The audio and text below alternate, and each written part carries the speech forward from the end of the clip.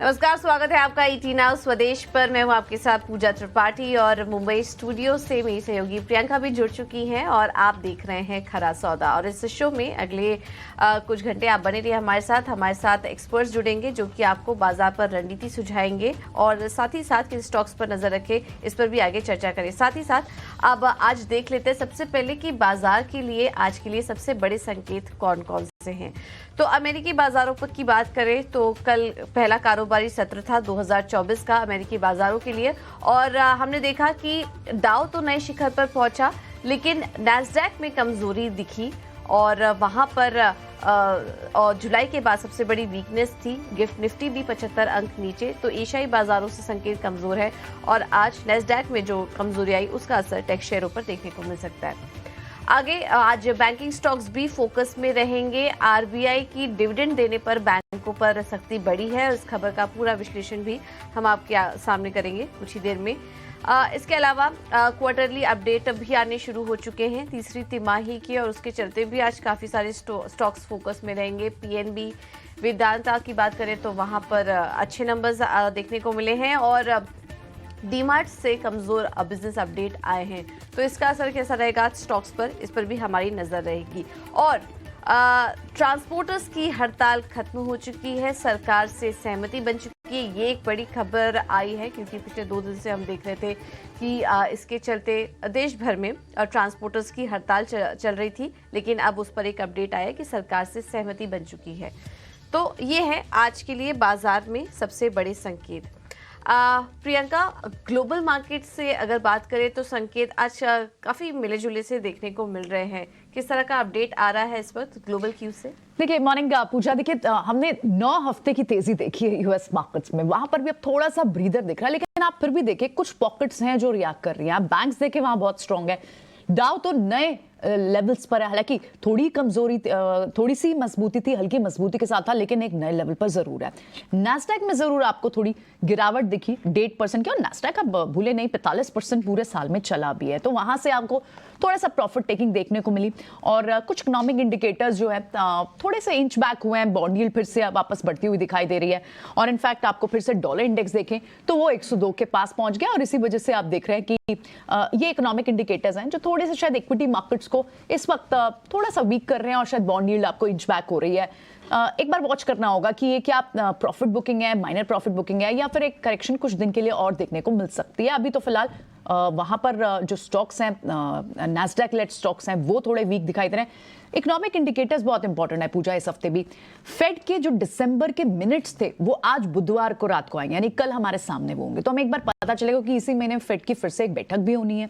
उससे पहले दिसंबर मंथ में किस तरह की बात हुई, क्या फेड के मिनट्स क्रूशियल मिनट्स हैं वो निकल कर आएंगे, उसको जरूर वॉच आउट करना होगा, क्योंकि बाजार को इस वक्त पता है 70% तक एनालिस्ट वहां मानते हैं कि रेट कट्स आगे होने वाले हैं। तो ये बहुत हद तक बाजार ने डाइजेस्ट कर लिया। अब हमारे लिए एक नई जो राह होगी, जो नए क्यूज होंगे, वो आज की फेड की मिनट से भी निकल कर आएगा। फेड की मिनट से ही सिर्फ क्यों, in fact Fed president Tom Barkin वो भी कहीं ना कहीं आज उनके रिमार्क्स देखने को जो मिलेंगे उससे एटलीस्ट आगे की फर्दर क्लूज मिलेगा रेट पाथ को लेकर। तो ये वॉच करना होगा। थोड़ा सा डॉलर ऑफ कोर्स बड़ा है, गोल्ड इसलिए थोड़ा वीक दिख रहा है आपको। 2070 डॉलर के पास 2080 के पास आपको याद होगा रिकॉर्ड लेवल पर परसों था, तो वहां से थोड़ा सा सॉफ्ट हुआ है। तो ये तो ग्लोबल मार्केट्स की बातें हैं, लेकिन अब डीआईज में इस वक्त और बड़ी बातें क्या दिख रही हैं। कल हमने देखा कि डीआईज की सेल थी, लेकिन एफआईज की बड़ी बाइंग भी थी, 1600 प्लस करोड़ की बाइंग देखने को मिली। इंडियन मार्केट्स में भी थोड़ी सी प्रॉफिट टेकिंग तो देखने को मिली कल पूजा।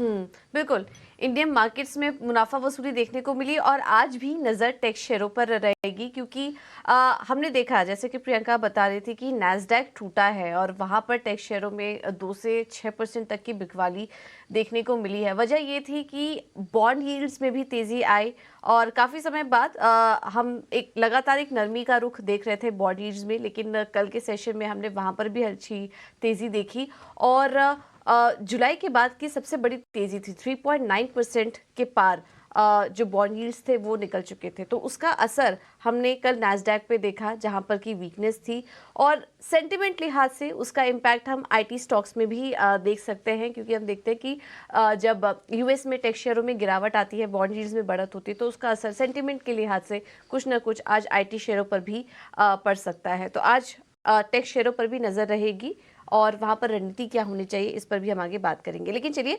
आज भारतीय बाजारों का सेटअप कैसा नज़र आ रहा है, एफएनओ मार्केट से एफआईएस की तरफ से किस तरह के क्यूज मिल रहे हैं, एक बार ये भी समझ लेते हैं। हमारे साथ अंश जुड़ चुके हैं पूरा अपडेट लेकर। अंश, सबसे पहले तो एफएनओ के डेटा बताइए, डेटा क्या कह रहे हैं इस वक्त? जी बिल्कुल, सबसे पहले हम निफ्टी से शुरुआत करते हैं और इसका चार्ट भी ले आते हैं स्क्रीन पर।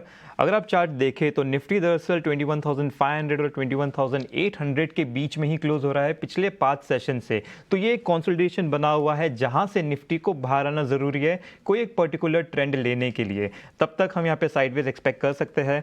अगर फ्यूचर्स की बात करें तो यहाँ पे ओपन इंटरेस्ट कुछ 6% से घटा है, जहाँ पे लॉन्ग अनवाइंडिंग का ट्रेंड देखने मिल रहा है, मतलब लॉन्ग्स काटे गए तो थोड़ा सा कॉशियस सिग्नल है। ऑप्शन फ्रंट पे देखें तो कॉल राइटिंग बहुत अच्छी हो रही है 21,700 के करीब, जो कि एक रेजिस्टेंस बन सकता है आज के सेशन में। नीचे की तरफ देखें तो पुट बाइंग बहुत अच्छी हो रही है 21,500 पे, जो कि एक्चुअली सपोर्ट भी है, लेकिन ऑप्शन ट्रेडर्स एक्सपेक्ट कर रहे हैं कि निफ्टी इस लेवल के आसपास तक आके ट्रेड कर सकता है। एफआई एक्शंस की बात करें तो इंडेक्स फ्यूचर्स में हमें लॉन्ग में कुछ 1300 कॉन्ट्रैक्ट्स बढ़ते हुए नजर आ रहे हैं, लेकिन शॉर्ट्स भी कुछ 3200 कॉन्ट्रैक्ट से बढ़े हैं।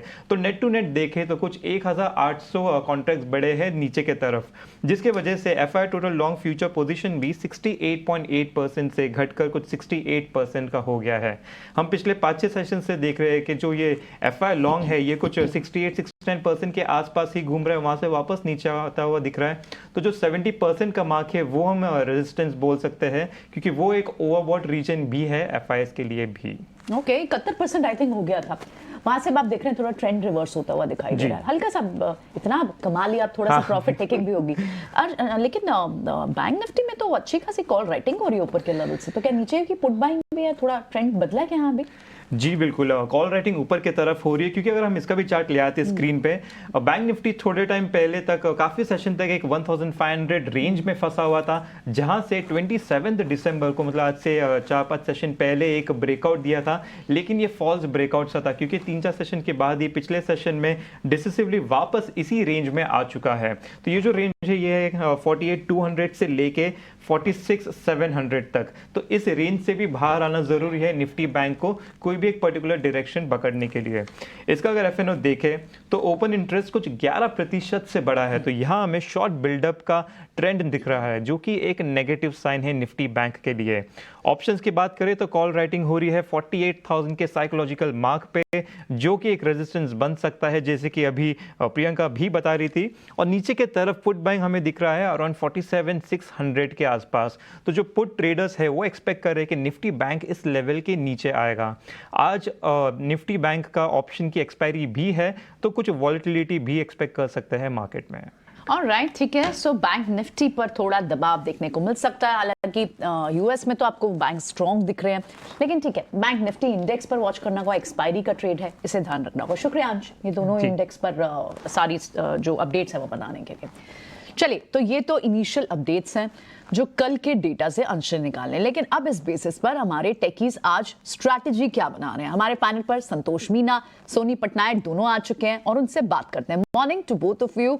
क्विकली समझते हैं, संतोष, क्या थोड़ा सा समय निकाल सकते हैं हम? यहाँ कंसोलिडेशन का एक जोन दिख रहा है क्या? गिफ्ट निफ्टी भी आप देखें तो थोड़ा सा तो इंडिकेट सॉफ्ट स्टार्ट की कर रहा है। Yes, good morning everyone. So market वो अब जो अपना उसका जनवरी वाला ट्रेंड होता है वो कंटिन्यू कर रहा है। हम लोग मोस्ट ऑफ द टाइम हमने देखा है कि जनवरी में वॉलेटिलिटी और कुछ प्रॉफिट बुकिंग देखने को मिलती है, तो उसका असर इस बार भी देखने को मिल रहा है। और ये not only for Indian market, across the globe ये ट्रेंड रहता है कि नवंबर एंड दिसंबर में एक बड़ी रैली आती है, जनवरी मंथ में एक profit booking plus sectoral rotation देखने को मिलता है। तो वही चीज हमको देखने को मिलेगी, थोड़ा सा रोलर कोस्टर राइड रहेगा, बट हमारे मार्केट की स्ट्रेंथ इंटैक्ट है। और अच्छी बात यह है कि एफआईएस की तरफ थोड़ा, अभी वैसे इतना वॉल्यूम नहीं है, फिर भी थोड़ा सपोर्ट मिल रहा है। सो मुझे लगता है कि आज निफ्टी थोड़ा सा आज अंडर परफॉर्म कर सकता है, बिकॉज शायद आईटी स्टॉक्स में प्रेशर है, ओवर द नाइट नैस्डैक में प्रेशर था, लेकिन कल का जो लो था 21,555 और राउंड फिगर देखे तो 21,550 से 500 एक डिमांड जोन रहेगा, वो इतनी आसानी से ब्रेक नहीं करेगा, वहां से हमको शायद कुछ बाउंस बैक देखने को मिले। इन केस 21,500 ब्रेक होता है तो जो 20 डे मूविंग एवरेज आता है वो 21,300 के आसपास आता है। तो अभी निफ्टी में भी साइडवेज रहेगा, थोड़ा आपको दोनों साइड की वॉलेटिलिटी देखने को मिलेगी। बैंक निफ्टी में हमने प्रेशर देखा है पिछले 2 दिनों से, हालांकि कल का जो लो था उसका करीबन 20 डे मूविंग एवरेज के आसपास का था। तो बैंक निफ्टी में नजर रहेगी आज, बिकॉज कल इसमें कमजोरी के बावजूद भी आप डेटा देखोगे तो जो कल सेलिंग आई थी इंडेक्स फ्यूचर में, उसमें बैंक निफ्टी में बाइंग थी और निफ्टी में सेलिंग थी। और सो अगर एफआईआई बैंक निफ्टी में बाइंग करके गए फ्यूचर में, तो मे भी शायद bank Nifty 20 day moving average के आसपास बाउंस बैक करने की कोशिश करे। तो आज शायद निफ्टी में थोड़ा सा अंडर परफॉर्मेंस देखने को मिल सकता है। बैंक निफ्टी में थोड़ा बाउंस बैक की उम्मीद हम कर सकते हैं लोअर लेवल से। सो यस, वॉलेटाइल सेशन है तो इंडेक्स को थोड़ा सा अवॉइड करिए। हमको सेक्टरल रोटेशन काफी अच्छा देखने को मिल रहा है। फार्मा में हमने कल बड़ा मूव देखा, मुझे लगता है वो कंटिन्यू रहेगा। तो ऐसे सेक्टर स्पेसिफिक और स्टॉक स्पेसिफिक का ही अपॉर्चुनिटी आपको मिलेगी। ठीक है, तो 2-3 बातें जो हैं उस पर ध्यान रखिए। इंडेक्स वॉलेटाइल रह सकता है, निफ्टी में आज कमजोरी गहरा सकती है, बैंक निफ्टी में थोड़ा बाउंस बैक एक्सपेक्टेड है और सेक्टरल रोटेशन काफ़ी रहेगा। तो स्टॉक स्पेसिफिक अप्रोच यहाँ पर बना के चलिए। तो कुछ स्टॉक आइडियाज़ भी हम पर चर्चा कर लेते हैं। सोनी पटनायक भी हमारे साथ मौजूद हैं। Soni, good morning. बताइए आज कौन से स्टॉक्स पर ट्रेड करने की सलाह देंगी? Good morning. आज मेरा एक बैलेंस्ड अप्रोच रहेगा। मुझे यहाँ से बैंक निफ्टी थोड़ा सा वीक लग रहा है, इन सेंस की वॉलेटाइल ज्यादा हो सकता है, तो एंटायर मार्केट में प्रेशर बैंकिंग स्टॉक्स में ज्यादा रहेगा। तो इसलिए पहला स्टॉक सेल का रिकमेंडेशन है, वो है एयू बैंक फ्यूचर्स में। एयू बैंक फ्यूचर्स आप हल्के से राइस में सेल कर सकते हैं अराउंड 770 और समथिंग, और वहां पे आप स्टॉप लॉस प्लेस करते हैं 785 और टारगेट्स ऑफ 750 740। कल एयू बैंक में काफी एग्रेसिव शॉर्ट बिल्टअप पोजीशंस भी नजर आए हैं और एक वहां पे कॉल राइटिंग भी काफी एग्रेसिव है टुवर्ड्स 800 के रेजिस्टेंस पे। सो इसलिए 785 का कल का जो हाई था हम वहीं पे स्टॉप लॉस प्लेस करेंगे, और यहाँ से और एक और डाउनसाइड प्रेशर लग रहा है टुवर्ड्स 740 750 के रेंज में। जो दूसरा बाई रहेगा वो है मेट्रोपोलिस में, बिकॉज मार्केट यहाँ पे थोड़ा सा वॉलेटाइल या चॉपी लग सकता है और या फिर कंसोलिडेट कर सकता है। तो ऐसे समय पर फार्मा सेक्टर थोड़ा सा परफॉर्म करने के लिए निकलता है, जो कि डिफेंसिव काउंटर है। इसलिए मेट्रोपोलिस भी आप फ्यूचर्स में ले सकते हैं। एक छोटे से डिक्लाइन के अराउंड या बाई कीजिए। अगर आपको 1720 के आसपास डिक्लाइन नजर आता है तो ये आप उसमें एंटर कर सकते हैं विद स्टॉप लॉस ऑफ 1690, और वहां से टारगेट है 1800 to 1810। ठीक है, ऑल राइट। तो थोड़ा सा फार्मा काउंटर्स की तरफ टिल्ट दिख रहा है। फ्यूचर में भी प्लस करने की बात करिए। Metropolis, pharma, health care, diagnostic counters, ठीक है, इनमें एक मूव थी। और थोड़े से ट्रेंड भी आप देखें तो फार्मा काउंटर्स बैक सीट ले चुके थे पिछले 2-3 हफ्तों से, तो क्या वो आगे फ्रंट सीट ले सकते हैं? वॉच करना होगा। अभी तो रोल ओवर फिगर्स इसी तरह के दिख रहे हैं। बढ़ते हैं आगे, संतोष की भी पिक्स लेते हैं। संतोष ने भी फार्मा सेल्स का जिक्र किया था, तो क्या आज ट्रेडिंग बेट्स में फार्मा काउंटर्स हैं संतोष? यस प्रियंका, एक मेरा फार्मा स्पेस से बाइंग स्टॉक ही है। मैं मिड के फार्मा पे एक बेट ले रहा हूँ। सुप्रिया लाइफ साइंसेज स्टॉक की बात करें तो इसने काफी अंडर दिखाया था लिस्टिंग के बाद, लेकिन अब एक बहुत ही अच्छा एक कप एंड हैंडल फॉर्मेशन का ब्रेकआउट आया है कि बॉटम रेजिस्टेंस था इसको 310 के आसपास, वो क्रॉस किया है। मुझे लगता है मोमेंटम बढ़ेगा, यहाँ खरीदारी करना चाहिए। 360 का टारगेट रहेगा एंड 310 का स्टॉप लॉस रहेगा। मेरी एक सेल की सलाह रहेगी, वो है बिरला सॉफ्ट में। अब जैसा मैंने कहा, एक सेक्टरल टर्निंग देखने को मिल रही है, mid cap IT profit booking देखने को मिल रही है, और ओवर द नाइट नैस्डैक में भी प्रेशर था, यूएस में भी टेक्नोलॉजी स्टॉक्स वीक थे। तो हो सकता है कि आईटी स्टॉक्स में आज प्रेशर है। तो बिरला सॉफ्ट की बात करें तो कल इसने अपने 20 डे मूविंग एवरेज के नीचे क्लोजिंग दी है, तो यहाँ पर और थोड़ी कमजोरी बढ़ सकती है। 650 का टारगेट रहेगा एंड 700 रुपीज का स्टॉप लॉस रहेगा। राइट, तो सेक्टरल टर्निंग दिख सकती है इसमें, आईटी में और specially mid cap IT stocks में आज करेक्शन देखने को मिल सकता है। तो ऐसे में संतोष जी की तरफ से जो कॉल्स हैं क्विकली आपके सामने एक रिकैप रख देते हैं। बिरला सॉफ्ट में बिकवाली करने की सलाह है। 650 के टारगेट्स वो देख रहे हैं, स्टॉप लॉस होगा 700 का। हमने कल के सेशन में भी यहाँ पर वीकनेस देखी थी, 2% जो स्टॉक टूटा था, आज वो वीकनेस गहरा सकती है, तो इस पर आप नज़र रखिए। और सुप्रिया लाइफ साइंसेज भी अच्छा लग रहा है। तो दोनों ही मिड कैप स्पेस से स्टॉक पसंद आ रहे हैं संतोष को, टारगेट 360 का।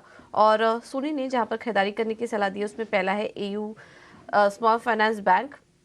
यहाँ पर अगर हल्की बढ़त आती है तो बिकवाली करके चलिए। 770 के लेवल्स पर आप बिकवाली करिए, कंडीशनल कॉल है।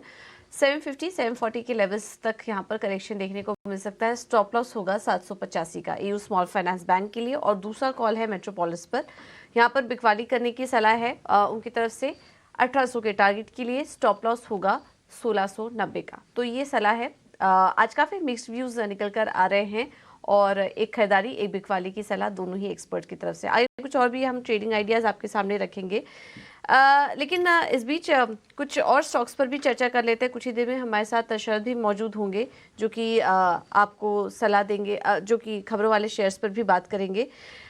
लेकिन कल के सेशन में हमने देखा कि ऑटो स्टॉक्स काफ़ी प्रेशर में थे। आयशर, एमएनएम, ये कुछ स्टॉक्स थे जहां पर की वीकनेस देखने को मिली थी। संतोष, आपसे सलाह होगी, आज ऑटो शेयरों में क्या करना चाहिए? यस, ऑटो स्टॉक्स अंडरपरफॉर्म कर रहे हैं। एमएनएम का स्ट्रक्चर थोड़ा सा वीक ही लग रहा है, डाइवर्जेंस देखने को मिल रहा है। लेकिन आज इसमें शायद मॉर्गन स्टैनली की एक रिपोर्ट आई है बुलिश आउटलुक, तो मे भी एक स्टॉक में लोअर लेवल से बाउंस बैक देखने को मिले। टेक्निकली 1625 के आसपास इसको एक अच्छा सपोर्ट है, तो वहां से बाउंस बैक कर सकता है। आयसर की भी बात करें तो यहाँ पर भी वीकनेस देखने को मिल रही है। काइंड ऑफ एक डबल टॉप फॉर्मेशन 4200 के आसपास देखा गया है, लेकिन ये भी इंपॉर्टेंट सपोर्ट जोन के आसपास आ रहा है। 3800 के आसपास सपोर्ट रहेगा। तो यस, वीकनेस जरूर है, बट ऐसे कोई मेजर बड़ा फॉल की उम्मीद नहीं लग रही। मुझे लगता है लोअर लेवल से सपोर्ट लेने की कोशिश करेंगे, उस तो थोड़ा सा साइडवेज हो जाएंगे। ओके, ठीक है, चलिए। तो अब सारी की सारी ट्रेडिंग बेट्स तो आज की हमारे एक्सपर्ट्स की दोनों की आ गई हैं अब, लेकिन अब शरद है हमारे साथ बताने के लिए आज के स्टॉक्स एंड न्यूज़। जी बिल्कुल, Q3 अपडेट्स बहुत आ रही है, तो उस पे ज़्यादा फोकस हमारा रहने वाला है। थोड़े दिन में तो आईटी के नंबर्स भी आने वाले हैं 10 से 11 तारीख तक। बात करते हैं Q3 अपडेट्स पे, तो वी मार्ट और एवेन्यू सुपरमार्ट दोनों ही वीक सेट ऑफ नंबर्स आए हैं। कंजम्पशन जो है टोटल पिकअप नहीं देखने मिला, स्पेशली जो नए स्टोर एडिशंस होते हैं दोनों ही कंपनी के जो है लार्जली वीक देखने मिले हैं। अब बात करते हैं वेदांता की, तो यहाँ पे largely inline set of numbers आए हैं। आयरन ओर की प्रोडक्शन भी बात करें तो सीक्वेंशियली और ईयर ऑन ईयर बेसिस पे दोनों में ही इंप्रूवमेंट देखने मिला है। मॉइल के अच्छे नतीजे आए हैं, यहाँ पे प्रोडक्शन लेवल्स जो है 30% के ऊपर आया है। हाईटेक पाइप्स में भी 8% की एक अच्छी ग्रोथ वॉल्यूम में देखने मिली है और एक अच्छी पॉजिटिव कमेंट्री आ रही है कि डिमांड जो है उसमें स्ट्रेंथ आ रही है। और जो ERW पाइप की कमिश्निंग है उसमें भी जो है उनके राजस्थान प्लांट में बढ़ोतरी देखने मिली है। CSB बैंक के largely good set of operational numbers आए हैं। वहीं अगर बैंक ऑफ महाराष्ट्र और PNB के बारे में बात करें तो लार्जली सपाट या इनलाइन सेट ऑफ नंबर्स कहेंगे। तो ये तो हुई Q3 की अपडेट्स, लेकिन बहुत इंपॉर्टेंट बात कहूँगा कि जो ब्लॉक डील्स हो रहे हैं कल, उस पे जो है 3 स्टॉक्स फोकस में रहने वाले। सबसे पहला है VST इंडस्ट्रीज। कल स्टॉक जो है अपर सर्किट का आया था, लगभग 20% था ऊपर। यहाँ पे राधाकृष्ण दमानी ने जो है वो अपनी स्टेक बढ़ाई है, 1.44% स्टेक की एक्विजिशन की है। ऑलरेडी वो 30% से ज़्यादा स्टेक जो होल्ड करते हैं अपनी प्रमोटिंग रिलेटेड एंटिटीज़ के द्वारा। SBI म्यूचुअल फंड ने भी जो है बाइंग की है लगभग 2.25 लाख शेयर्स की, और जो सेलर्स थे वो भी आपके HDFC म्यूचुअल फंड और DSP म्यूचुअल फंड थे। तो इस स्टॉक को जो है आज भी रडार में रखिएगा, वॉल्यूम्स में जो है इंप्रूवमेंट देखने मिल सकती है। श्याम मेटालिक्स, हमारे खबर पे मुहर लगी है। यहाँ पे जो है हमने जो है शुरुआत दिसंबर में कहा था कि उनकी जो है कैपिटल रेज होने वाली है, जहाँ पे प्रमोटर्स अपनी स्टेक रिड्यूस करेंगे सेबी नॉर्म्स के लिए। और यहाँ पे 1152 करोड़ रुपीज़ का जो QIP इशू है वो खुल गया है। फ्लो प्राइस है लगभग 598 रुपीज़ का, यानी कि 7% डिस्काउंट पे। तो इस स्टॉक को भी अपने रडार में रखिएगा। तीसरा जो स्टॉक रहने वाला है खबरों वाले शेयर्स पे वो हैगा PDS। यहाँ पे मालाबार इंडिया फंड ने जो है अपने 10 लाख शेयर्स की एक्विजिशन की है। ये रफली 1% स्टेक जो है तब्दील होता है। वहीं स्ट्राइड्स फार्मा की बात करें तो वहाँ पे भी FI अमानसा होल्डिंग्स ने जो है अपना स्टेक को जो है लगभग 18 लाख शेयर से बढ़ाया है, यानी कि 2% स्टेक की जो है एक्विजिशन की है। तो बहुत इंपॉर्टेंट ब्लॉक डील्स भी हो रहे हैं साथ साथ Q3 अपडेट्स के साथ। बिल्कुल ठीक कहा आपने। इनफैक्ट अपडेट्स पे देखने के मेटल एंड माइनिंग में मॉइल को जरूर वॉच आउट करेंगे रिकॉर्ड क्वार्टर राउंड के लिए। और साथ ही जहां जहां ब्लॉक डील्स हुई, VST इंडस्ट्रीज 20% कल बंद हुआ, आज इसे देखना होगा किस रिएक्ट करता है। PDS में बड़ा ब्लॉक हुआ और स्ट्राइड्स फार्मा, और साथ ही जहां पर QIP लॉन्च हुआ है श्याम मेटालिक्स, उसको भी वॉच आउट करेंगे। शुक्रिया शरद, सारे स्टॉक्स और साथ ही Q3 के अपडेट्स देने के लिए, बिजनेस अपडेट्स बताने के लिए भी बहुत बहुत शुक्रिया आपका। और कई सारे मिड कैप बैंक्स हैं जिनके लोन ग्रोथ देखने को मिली है, पीएनबी जैसे बैंक्स हो, सीएसबी हो, इनमें भी देखना होगा कि आज किस तरह का ट्रेड मोमेंटम देखने को मिलता है। लेकिन चलिए बढ़ते हैं आगे और शो में आप बड़ी ब्रोकिंग हाउस के रिपोर्ट्स को भी शामिल करते हैं। गौरव है हमारे साथ। गौरव बताएं, मॉर्निंग आज की ब्रोकिंग हाउस के रिपोर्ट्स कौन कौन से हैं? जी हाँ, तो सबसे पहले हम बात करेंगे फेडरल बैंक के बारे में, जहाँ पे हमें Q3 अपडेट्स मिले हैं और उसी के बेसिस पे नोमुरा ने अपना रेटिंग बाय रखते हुए टारगेट प्राइस जो है वो 190 का दे रखा है। उनका मानना यह है कि कहीं पे आगे जाके निम्स जो है वो सीक्वेंशियली स्टेबल हो जाएंगे और स्ट्रॉन्ग फी इनकम जो है वो भी कहीं पे सस्टेन होगा। उसके अलावा फेडरल बैंक का भी मानना यह है कि बाय रेटिंग मेंटेन करते हुए उन्होंने अपना टारगेट प्राइस 170 का दे रखा है और उनका भी मानना यह है कि हमें निम्स के ऊपर बैंक के आगे जाके अपनी नज़र बरकरार रखनी होगी।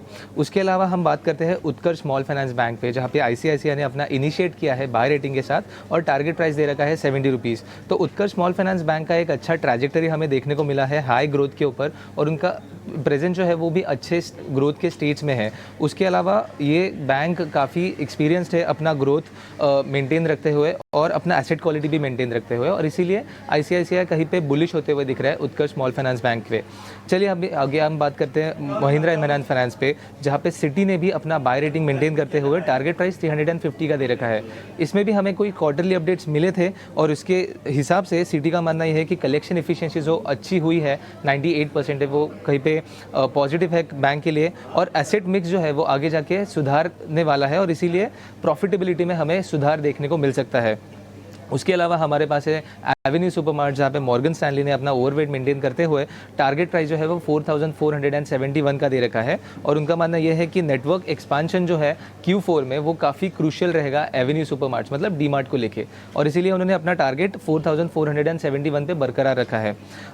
उसके अलावा हम NBFCs में भी काफ़ी अपनी नज़र बनाए रखेंगे क्योंकि जेफरीज ने काफ़ी NBFCs पे अपना टारगेट प्राइस जो है वो बढ़ाया है। जैसे चोला फाइनेंस पे उन्होंने टारगेट बढ़ा के किया है 1500 रुपीज़, श्रीराम फाइनेंस में उन्होंने टारगेट किया है 2495 रुपीज़ का, एप्टिस वैल्यू में उन्होंने टारगेट बढ़ाया है 395 रुपीज़ पे, LIC हाउसिंग में भी कहीं पे हमें टारगेट में चढ़ाव दिखने को मिल रहा है 645 रुपीज़ पे, और हमारे पास SBI कार्ड्स भी है जहाँ पे टारगेट प्राइस जो है वो बाय रेटिंग मेंटेन तो किया है पर टारगेट प्राइस जो है वो 950 रुपीज़ पे कट करके लाया है। तो आगे जाके हम भी इन्हीं सब बैंक्स पे और NBFCs पे अपनी नज़र बनाए रखेंगे। बिल्कुल, बहुत बहुत शुक्रिया गौरव आपका ये पूरा अपडेट देने के लिए। तो आज बैंकिंग फाइनेंशियल स्पेस काफ़ी ज़्यादा फोकस में है ब्रोकरेज हाउस के रडार पर। इसके अलावा ढेर सारी खबरें मिड कैप स्पेस से जुड़ी और क्वार्टरली अपडेट्स भी आए, तो आज ज़्यादातर फोकस जो है वो मिड कैप स्टॉक्स पर है, उनसे जुड़ी खबरों पर है, इस पर नज़र रहेगी और बैंकिंग और फाइनेंशियल स्पेस भी आज फोकस में रहेंगे। इन स्टॉक्स पर आगे चर्चा करेंगे, लेकिन अब आगे बढ़ते हैं। पैनल पर एक और एक्सपर्ट हमारे साथ जुड़ चुके हैं, सुमित मूलचंदानी इस वक्त हमारे साथ मौजूद हैं। Sumit, thank you so much ET now स्वदेश को समय देने के लिए। आज बताइए, आज ट्रेड के मौके आप कहाँ देख रहे हैं? हाय, गुड मॉर्निंग टू ऑल। तो इंडेक्स के लिए तो ऑलरेडी एक्सपर्ट्स ने डिस्कस कर लिया है, तो यहाँ पे एक छोटा सा क्विक आउटलुक देखिए। निफ्टी में अभी भी सपोर्ट अच्छा खासा बना हुआ है। अगर हम स्पॉट लेवल की बात करें तो 21,600 कल भी वही लेवल से मार्केट ने एक बाउंस दिया था, तो एक स्ट्रिक्ट स्टॉप लॉस की तरह आप इसको यूज कर सकते हैं। 21,580 टू 21,600 ये जो लेवल रहेगा, तो जब तक ये लेवल ब्रेक होके सस्टेन नहीं हो रहा तब तक आप अपना एक लॉन्ग पोजीशन बनाए रखें। अगर कोई एग्रेसिव प्लेयर है तो यहाँ पे डिप्स को भी यूटिलाइज कर सकते हैं। वहीं कंपैरिजन अगर हम बैंक निफ्टी की बात करें तो काफी अच्छा एक फॉल आया हुआ था कल भी। देखिए आप प्राइवेट बैंक्स में कोटक बैंक डे लो पे चल रहा था, ICICI बैंक था, तो कहीं ना कहीं ये प्रेशर डाल रहा है। तो अपसाइड में जब तक 48,000 के ऊपर मार्केट सस्टेन नहीं कर रहा तब तक एक लॉन्ग की पोजीशन फ्रेश नहीं बनाई जा सकती। वहीं नीचे अगर डाउनसाइड में बात करें तो 47,600 का एक काफी अच्छा सपोर्ट लेवल है यहाँ पे, तो might be it take some support, but long position रहने का भी यहाँ पे दिख नहीं रहा कोई पोजीशन। 2 बाय कॉल्स रहेंगे और दोनों के दोनों कैश डिलीवरी स्टॉक्स रहेंगे। देखिए जो पहला है डीवीएस लैब का रहेगा। डीवीएस लैब का अगर देखें तो एक रेंज ब्रेकआउट आया है बहुत टाइम के बाद। परसों के सेशन में 3,900 टू 3,920 का जो रेंज था वो ब्रेकआउट किया था और कल के सेशन में काफी अच्छा उसका ब्रेकआउट फॉलोअप आया हुआ था। तो हमें लग रहा है कि यहाँ पे आप बाइंग कीजिए और डिप्स को यूटिलाइज कीजिए 3,900 तक। स्टॉप लॉस मेंटेन कीजिए 3,860। अपसाइड में टारगेट रहेगा 4,330 एंड 4,574। जो दूसरा स्टॉक है वो है पॉलीप्लेक्स। पॉलीप्लेक्स में देखिए बहुत टाइम के बाद एक कंसोलिडेशन का ब्रेकआउट आया हुआ है। काफी अच्छा एक स्ट्रॉन्ग बेस बनाया था करीबन 1,000। अभी स्टॉक चल रहा है 1110 पे। यहाँ पे आप खरीदारी कीजिए 1240 और 1318 दो टारगेट रहेंगे एंड से 1040 will be the stop loss. ठीक है, तो ये कॉल्स हमारे पास सुमित मूलचंदानी की भी आ गई, हालांकि निफ्टी पे उनका होल्ड करा है और संतोष को लगता है कि निफ्टी शायद थोड़ा वीक हो सकता है। देखना होगा इंडेक्स पर आज कैसी मूव होती है, लेकिन स्टॉक्स बड़ी क्लियरली आपको फार्मा की तरफ टिल्ट दिख रहा है। तीनों एक्सपर्ट्स की एक एक कॉल जो है फार्मा स्पेस से देखने को मिली है। अब पैनल पर क्विकली नरेश मिरानी को भी जोड़ते हैं और उनके आज के टॉप ट्रेडिंग आइडिया समझते हैं। Morning Naresh, very quick view on the index and आपकी टॉप बेट्स भी। सो इंडेक्स पे व्यू ये है कि अब हम एक रेंज बाउंड मूव में जाएंगे जहां पे 21,400-600 लोअर बैंड में सपोर्ट मिलना चाहिए और ओवरऑल स्टॉक स्पेसिफिक एक्शन लेना चाहिए। तो मेरे स्टॉक स्पेसिफिक रिकमेंडेशन रहेंगे, सबसे पहले बाय रहेगा कंटेनर कॉर्पोरेशन पर, जहां पे एक फ्लैग ब्रेकआउट दिखाई दे रहा है और एक मल्टी ईयर ब्रेकआउट भी हो चुका है यहाँ पे, सो कंसोलिडेशन भी है आफ्टर ब्रेकआउट। स्टॉप लॉस होगा 855, टारगेट होगा 950 का। दूसरा बाय होगा सिंजीन पर, जहाँ पे एक बेस फॉर्मेशन काफी हो चुका है 680 670 के आसपास और एक रिकवरी दिखाई दे रही है। और अगर हम देखें तो पूरा फार्मा सेक्टर ट्रेंड में है, तो एक रिस्क रिवॉर्ड बेट है। स्टॉप लॉस होगा 705, टारगेट होगा 780 का। ओके फाइन, ठीक है। कंटेनर कॉर्प और सिंजीन और इंडेक्स पे एक रेंज में दिख सकता है इंडेक्स, ठीक है। बहुत बहुत शुक्रिया नरेश ये क्विक ट्रेड्स बताने के लिए। तो यानी फार्मा स्पेस से बेट्स तो काफी सारी आ रही हैं, इसको हमने नोटिस किया। आज हमारे चारों एक्सपर्ट्स ने आपको एक एक जो काउंटर है, एक एक स्टॉक जो रिकमेंडेशन है वो थोड़ी डिफेंसिव दी है, फार्मा और हेल्थ केयर से दी है, ठीक है। अब कुछ ट्रेड्स डिस्कस करते हैं जो हमें शरद बता के गए हैं। पीडीएस, क्योंकि वीएसटी इंडस्ट्रीज में 20% और हमने देखा आर के धमानी ने यहाँ बड़ा स्टेक लिया है, यहाँ पर एक मोमेंटम बनने की बात हो सकती है। लेकिन एक बार पीडीएस लिमिटेड को समझते हैं।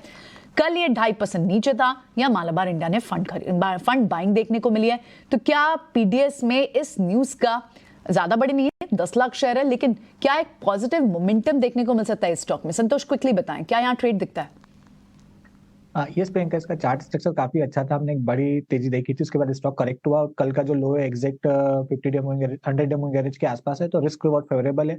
आप मेरे हिसाब से खरीदारी कर सकते हैं, यहाँ से पोजिशनल बेसिस पे खरीदिए, 475 का स्टॉप लॉस लगाइए, यहाँ से बाउंस बैक करता है तो 660 के लेवल देखने को मिल सकते हैं पोजिशनल बेसिस पर। ओके, पोजिशनल बेसिस पर काफी ऊपर के टारगेट आप बता रहे हैं, यानी 660 तक के टारगेट देखने को मिल सकता है। लेकिन वीएसटी इंडस्ट्रीज, इसको समझते हैं और इसमें इनफैक्ट हम कुछ चेक भी कर रहे थे कि वीएसटी इंडस्ट्री के बल्क डील में लगभग 1.44% स्टेक खरीदा है और सिर्फ आर के धमानी ने नहीं, एसबीआई म्यूचुअल फंड ने भी स्टेक खरीदा है। क्या ये स्टॉक और इसके पेयर्स आपको याद होंगे, Godfrey Phillips, ITC, in fact ITC में भी मूव है, जिस इंडस्ट्री को ये केटर करती है और यहाँ पर क्या आगे चल के क्या इंटरेस्ट हो सकता है? टैक्स पॉलिसीज क्या एक बड़ा रीजन हो सकता है जिसकी वजह से शायद इसमें एक एंटिसिपेशन में बड़े इन्वेस्टर्स इसमें घुस रहे हैं? क्या पूरे स्पेस के लिए एक फेवरेबल मूव आ सकती है? उसको भी चेक करेंगे। वीएसटी इंडस्ट्रीज को भी चेक करें और एक बार इसके पेयर्स को भी चेक करें। सोनी, कहां पर आपको और ट्रेड पॉसिबिलिटीज दिखती हैं? जी प्रियंका जी, वीएसटी इंडस्ट्री में देखेंगे तो कल का एक बड़ा मूव के बाद जहां पे अभी करंट लेवल पे सपोर्ट नजर आ रहा है वो है अराउंड 3870 के आसपास। वो एक वीकली ब्रेकआउट उसी रेजिस्टेंस के ऊपर हुआ है। So as long as 3850 hold कर रहा है, एनी डिप्स आप इसी लेवल के अराउंड देख सकते हैं और 3870 के सपोर्ट के साथ वहां से वो दोबारा अराउंड 4100 4150 के रेंज में भी जा सकता है। सो पॉजिटिव मोमेंटम कंटिन्यू बन सकता है, इसमें वॉल्यूम्स भी अच्छे हुए हैं। सो डेफिनेटली ये एक अच्छा पिक रहेगा देन दी अदर पेयर्स। ठीक है। वीएसटी इंडस्ट्रीज थोड़ा नीचे आए तब यहाँ पर एंट्री लेने की सलाह स्टॉक में वीएसटी इंडस्ट्रीज पर। इस बीच कुछ क्वार्टरली जो अपडेट्स आए उस पर भी चर्चा कर लेते हैं। सीएसबी बैंक नंबर्स काफ़ी अच्छे आए हैं, डिपॉजिट में 21% की ग्रोथ और ग्रॉस एडवांसेस भी देखेंगे तो वहाँ पर भी 23% की बढ़त कंपनी ने दर्ज की है। कल के सेशन में हल्की कमजोरी थी सीएसबी बैंक में, लेकिन रिकवरी भी आई थी। संतोष जी, क्या सजेस्ट करेंगे सीएसबी बैंक में? क्या मौजूदा स्तरों पर कोई ट्रेड नजर आ रहा है आपको?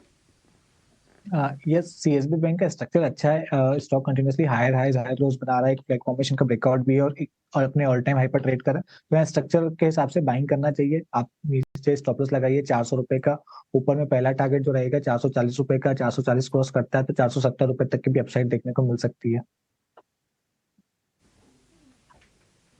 ओके तो 470 तक के लेवल्स भी देखने को मिल सकते हैं। अच्छा मौका है खरीदारी करने का, आप एंट्री ले सकते हैं स्टॉक में। एवेन्यू सुपरमार्ट्स, यहाँ पर भी नज़र डाल लेते हैं। ब्रोकरेज रिपोर्ट्स भी आई है, उनका कहना है कि ऑपरेशनली नंबर्स तो अच्छे दिखाई दे रहे हैं, लेकिन स्टोर पिकअप जो है वो कंसर्न है कहीं ना कहीं। वो ब्रोकरेज ने भी हाईलाइट किया और नंबर्स में भी ये देखने को मिला। स्टोर एडिशन में कुछ धीमापन यहाँ पर नजर आया है। ऑपरेशनली नंबर्स अच्छे नजर आ रहे हैं, लेकिन नए स्टोर खुलने की रफ्तार सुस्त नजर आ रही थी। इसके चलते एवेन्यू सुपरमार्ट्स में सुमित, आपका क्या नजरिया बन रहा है? कल 4100 के ऊपर हर निशान में कारोबार कर रहा था, मौजूदा स्तर पे क्या कोई ट्रेड लेना चाहिए स्टॉक में?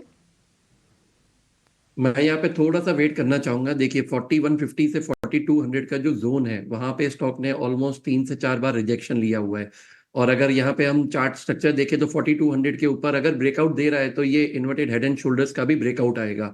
तो यहाँ पे थोड़ा सा वेट कीजिए 4200 के ऊपर सस्टेन होने का। अगर 4200 के ऊपर यहाँ पे सस्टेन हो रहा है तो 4600 हमारा एक पहला टारगेट रहेगा, और स्टॉप लॉस आप मेंटेन कर सकते हैं 4000 का। So wait and add to the watch list.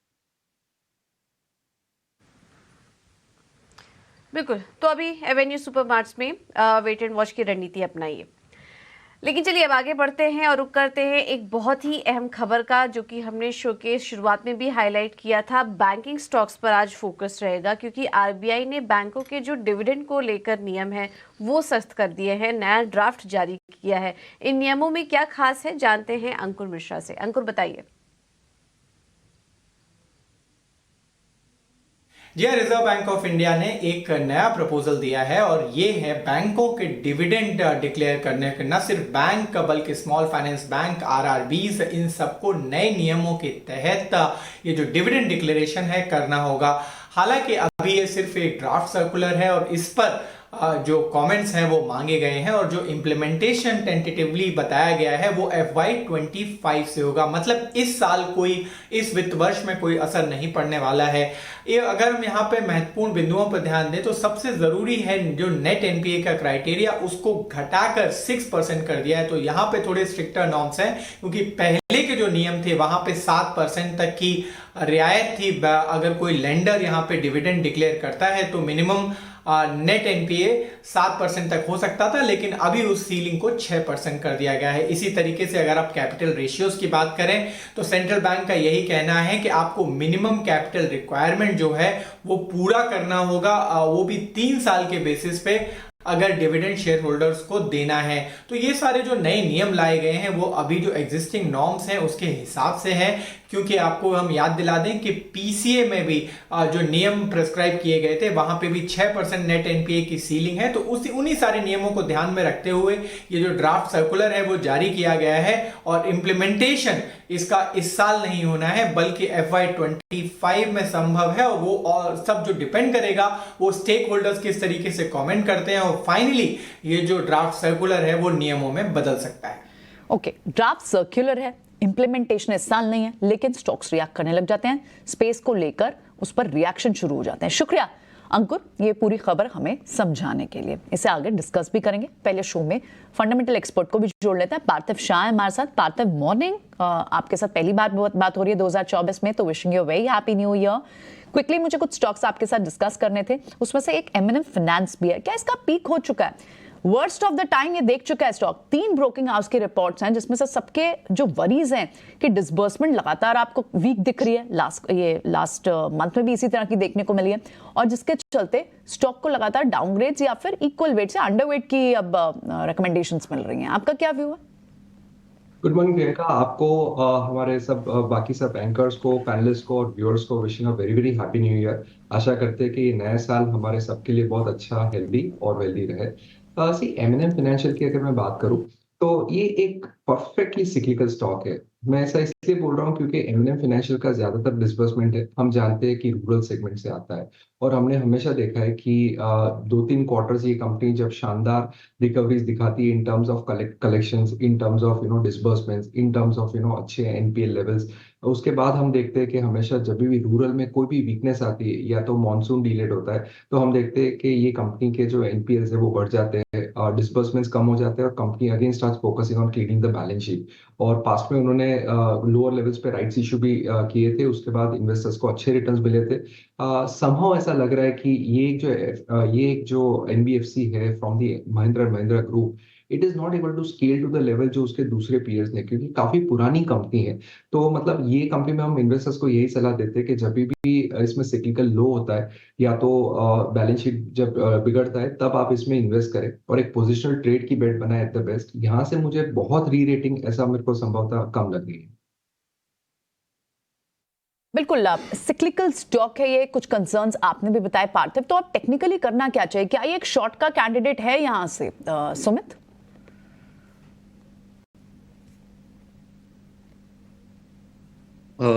Sorry, MNM finance के एक बार चार्ट चेक करके आप बताएंगे हमें कि आप इसे अप्रोच कैसे करेंगे? जी देखिए, स्टॉक में तो वीकनेस है बिल्कुल। आप देखिए तीनों के तीनों मूविंग एवरेजेस के नीचे है, अपना 50 डे 100 डे। तो as of now buying opportunity मुझे कहीं दिख नहीं रही है। लेकिन अगर किसी के पास ऑलरेडी होल्डिंग है तो यहाँ पे एक 260 का एक स्ट्रिक्ट स्टॉप लॉस आप मेंटेन कीजिए। अगर ये 260 की लेवल्स ब्रेक कर रहा है तो हमें लग रहा है कि डाउन साइड के गेट्स ओपन हो जाएंगे और नीचे तक ये 245 तक भी जा सकता है। अपसाइड में अगर देखा जाए तो 280 282 का जो जोन है वो एक बहुत स्ट्रॉन्ग रेजिस्टेंस जोन है। तो अपसाइड को भी आप एक बार यूटिलाइज कर सकते हैं for the fresh short positions. लेकिन बाइंग की अपॉर्चुनिटी कहीं नहीं दिख रही। ठीक है, तो फिलहाल बाइंग की अपॉर्चुनिटी नहीं है एमएनएम फाइनेंस में। हालांकि ब्रोकरेज हाउस की रिपोर्ट है, उसको लॉन्ग टर्म के लिहाज से आप इन स्टॉक्स पर नजर रखिए और फंडामेंटल ड्राइव भी अभी पार्थिव आपको दे रहे थे। पार्थिव, एक बार बैंकिंग शेयरों पर भी आपकी राय लेंगे। आज जो खबर आई है कि आरबीआई ने बैंकों के डिविडेंड को लेकर कुछ जो नियम है वो सख्त कर दिए हैं और 3 साल के अंदर अंदर रेगुलेटरी नियम का पालन करना भी जरूरी होगा। आपने इस खबर को कैसे एनालिसिस किया? बैंकिंग शेयरों पर क्या इम्पैक्ट देख रहे हैं आप? देखिए, मुझे लग रहा है कि ये अच्छी न्यूज़ है, बिकॉज आपने देखा होगा कि आरबीआई ने उनकी पिछली मीटिंग में ये भी बताया था कि उनकी थोड़ी चिंता है कि बैंक्स जो उनका एक सरप्लस कैपिटल है वो ज्यादा फोकस करे अनसिक्योर्ड लेंडिंग में। और हम हमेशा पास्ट हिस्टोरिकल ट्रैक रिकॉर्ड देखा है कि जब भी unsecured lending of the book banking की बढ़ जाती है और जब भी उसके बाद इकोनॉमी में स्ट्रेस आता है तो बैंक का जो रिकवरी होता है वो बहुत बहुत वीक हो जाता है, जिसके वजह से हम देखते हैं कि क्रेडिट कॉस्ट बढ़ जाता है और बैंक को वापस कैपिटल रेज करना पड़ता है। इसी माहौल में अगर बैंक्स ज्यादा डिविडेंड डिस्बर्स करते हैं डिस्पाइट द फैक्ट कि उनके रिटर्न रेशियोज ये डिजर्व नहीं करते, तो हमने देखा है कि वो स्टेक होल्डर्स की वैल्यू काफी इरोड करते हैं, बिकॉज इक्विटी डायल्यूशन होती है, आरओईज कम होते हैं और आरओईज पे भी इम्पैक्ट होता है। तो उस लिहाज से आई थिंक ये जो भी मूव्स आरबीआई ले रहे हैं बहुत अच्छे मूव्स है। और बैंकिंग सेक्टर में हमेशा हमारा यही थीसिस रहा है कि बैंकिंग का बिजनेस जो है वो लेंडिंग अकेले का नहीं है, वो रिस्क मैनेजमेंट का भी है। तो अगर बैंक एफिशिएंटली रन है, हमने देखा है काफी private sector lenders are very efficiently run, काफी frontline PSUs are also now very efficiently run, काफी क्लीन अप हो चुका है और अभी नए डिसबर्समेंट है स्ट्रॉन्ग अंडरराइटिंग स्किल्स के साथ ही कर रहे हैं। तो उस लिहाज से मुझे लगता है कि investors will be better of कि फ्रंटलाइन बैंकिंग नेम्स में भी रुचि रखे। जो सेकंड जो टीयर के या थर्ड टीयर के जो mid cap small cap sector के बैंक्स है वहां पे हमने ऑलरेडी अच्छी रैली ऑलरेडी देख चुके, तो अभी देखना रहेगा आने वाले 2-3 क्वार्टर वो कैसे परफॉर्म करते हैं इन टर्म्स ऑफ एनपीएल्स। तो उस लिहाज से frontline banks names like Kotak bank, HDFC bank है, एसबीआई, बैंक ऑफ बड़ौदा, यहाँ पे हमें लग रहा है कि इन्वेस्टर्स बेटर ऑफ होंगे आने वाले 2-3 साल के लिए। गुड मॉर्निंग, आप सबको बहुत बहुत स्वागत है शो में। मैं थोड़ा लेट हो गया आज, मेरी गाड़ी का टायर ही पंचर हो गया था तो टायर बदल रहा था। ऐसा लग रहा है कि बाजार का भी टायर जो है थोड़ा कहीं पंचर सा हुआ है क्योंकि कल काफ़ी बात हो रही थी, कहीं ना कहीं लोगों को ना बहुत ज़्यादा गर्मी जिसे कहते हैं ना मिड कैप स्टॉक्स में या बड़ी बड़ी पोजीशन बाजार में लेने की हिचक आ रही है कहीं ना कहीं। तो ये भी एक तरह से, हालांकि फ्लोज में कोई कमी नहीं आई है, लेकिन अगर आप देखिए हमारे पैनलिस्ट के मैं भी आप सारी कमेंट्री सुन रहा था, कहीं ना कहीं थोड़ा सा कंजर्वेटिज्म वाला स्टांस आ गया, जो कि अच्छी बात है। एक स्टॉक तो लार्ज कैप से मैं डिस्कस करना चाहूंगा। सबसे पहले पार्थिव, हीरो मोटोकॉर्प, ये जो एक तो ये जो नंबर्स आते हैं सेल्स नंबर्स, ये एक बात है, लेकिन अगर हम पूरे के पूरे आपके क्वार्टर के नंबर्स देखें, क्योंकि वो वेरिएंस भी हो जाती है, सेल्स नंबर में सिर्फ गाड़ी बिकने वाली सेल आती है, लेकिन ओवरऑल नंबर्स में आपके ऑटो पार्ट्स, सर्विसिंग, सब चीज़ें मिल मिला के नंबर वेरिएंस भी करता है। आपको हीरो मोटो में कितना कंफर्ट आ रहा है वर्सेस बजाज और टीवीएस इस समय, जो भाव देखा जाए हीरो का? तो क्योंकि 3000 वाला करीब 4000 हो गया है। गुड मॉर्निंग अजय, आपको भी wishing a very happy New year. और अजय एक डेटा आपसे शेयर करूंगा, शायद आपने पढ़ा ही होगा कि इंडिया में जो पैसेंजर व्हीकल सेगमेंट है उसमें एवरेज सेलिंग प्राइस जो पहले 8.9 लाख हुआ करता था इन 2019-20, अभी ये 11.4 लाख हो गया है, थैंक्स टू द फैक्ट कि काफी एसयूवीज बिक रही है, काफी प्रीमियमाइजेशन पे फोकस हो रहा है। और मैंने ये भी सुना है कि जब भी कोई भी जो व्हीकल ओनर है उनका अगर टायर पंचर होता है तो वो टायर अकेला नहीं पूरी गाड़ी बदल देते हैं। तो ऐसा कुछ होता है तो प्लीज हमें याद कीजिएगा। Anyways, coming back to Hero MotoCorp. So देखिए, हीरो मोटोकॉर्प हम जानते हैं कि 50% वॉल्यूम सेल्स रूरल से आता है, और रूरल पिछले काफी क्वार्टर से हम देख रहे हैं कि बहुत वीक रहा है।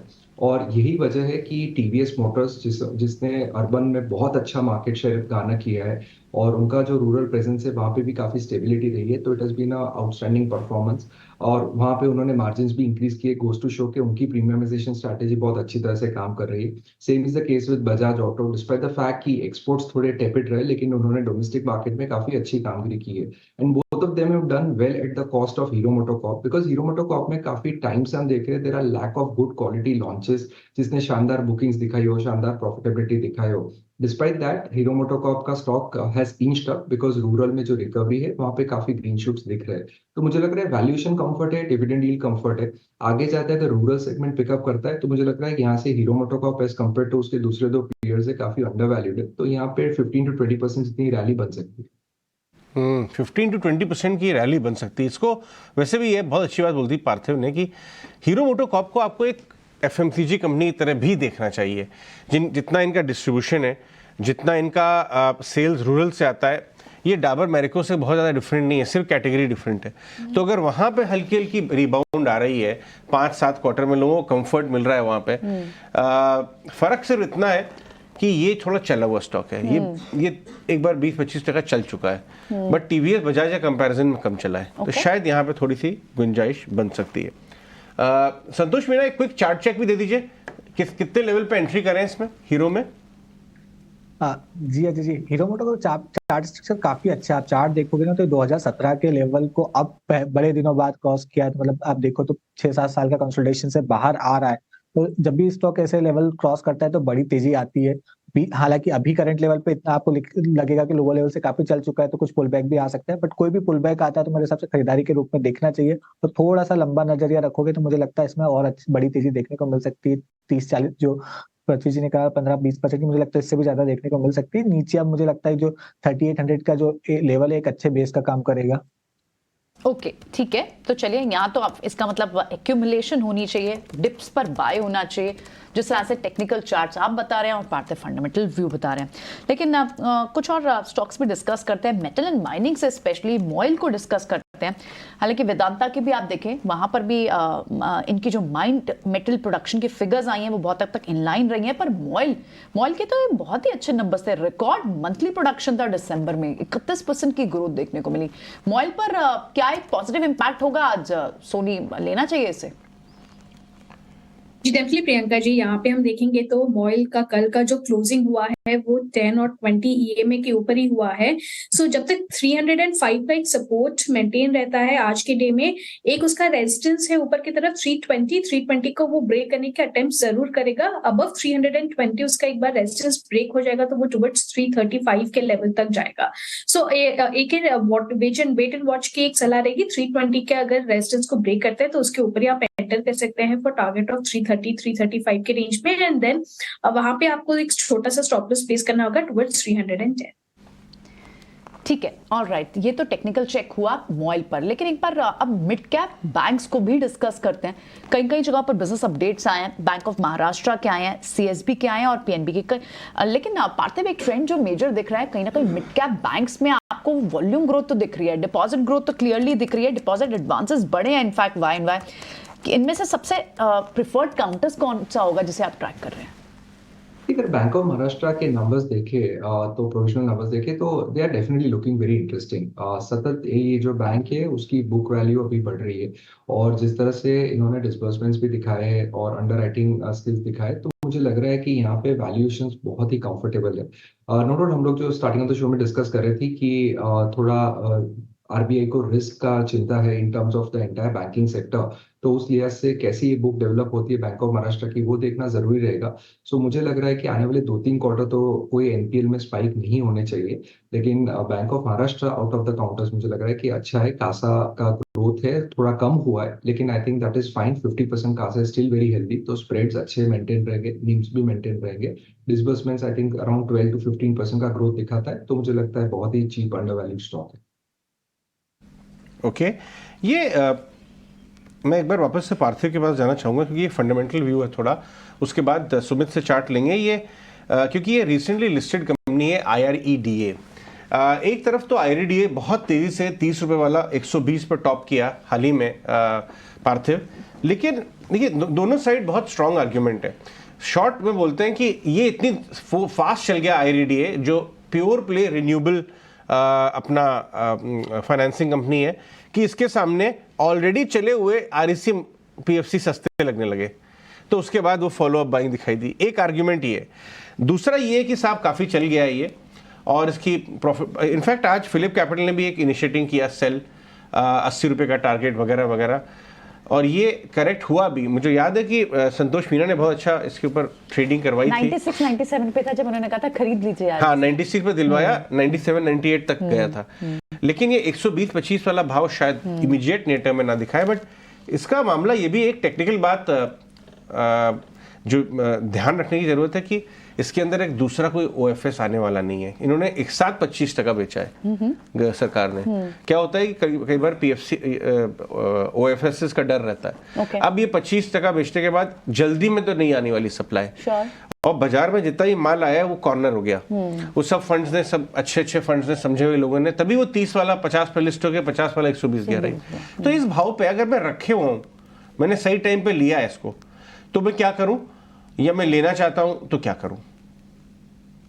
पार्थिव? डेफिनेटली एक सिंपल थीसिस है, करीबन आज के तारीख में जो वैल्यूएशन है, it is quoting at around 4.5 के trail price to book multiple. Face of it definitely महंगा लगेगा, लेकिन अगर पास का ट्रैक रिकॉर्ड देखे जहां पे ये 47,000 करोड़ की बुक बनाई है, it has grown at the rate of 30% CAGR in terms of डिस्बर्समेंट्स।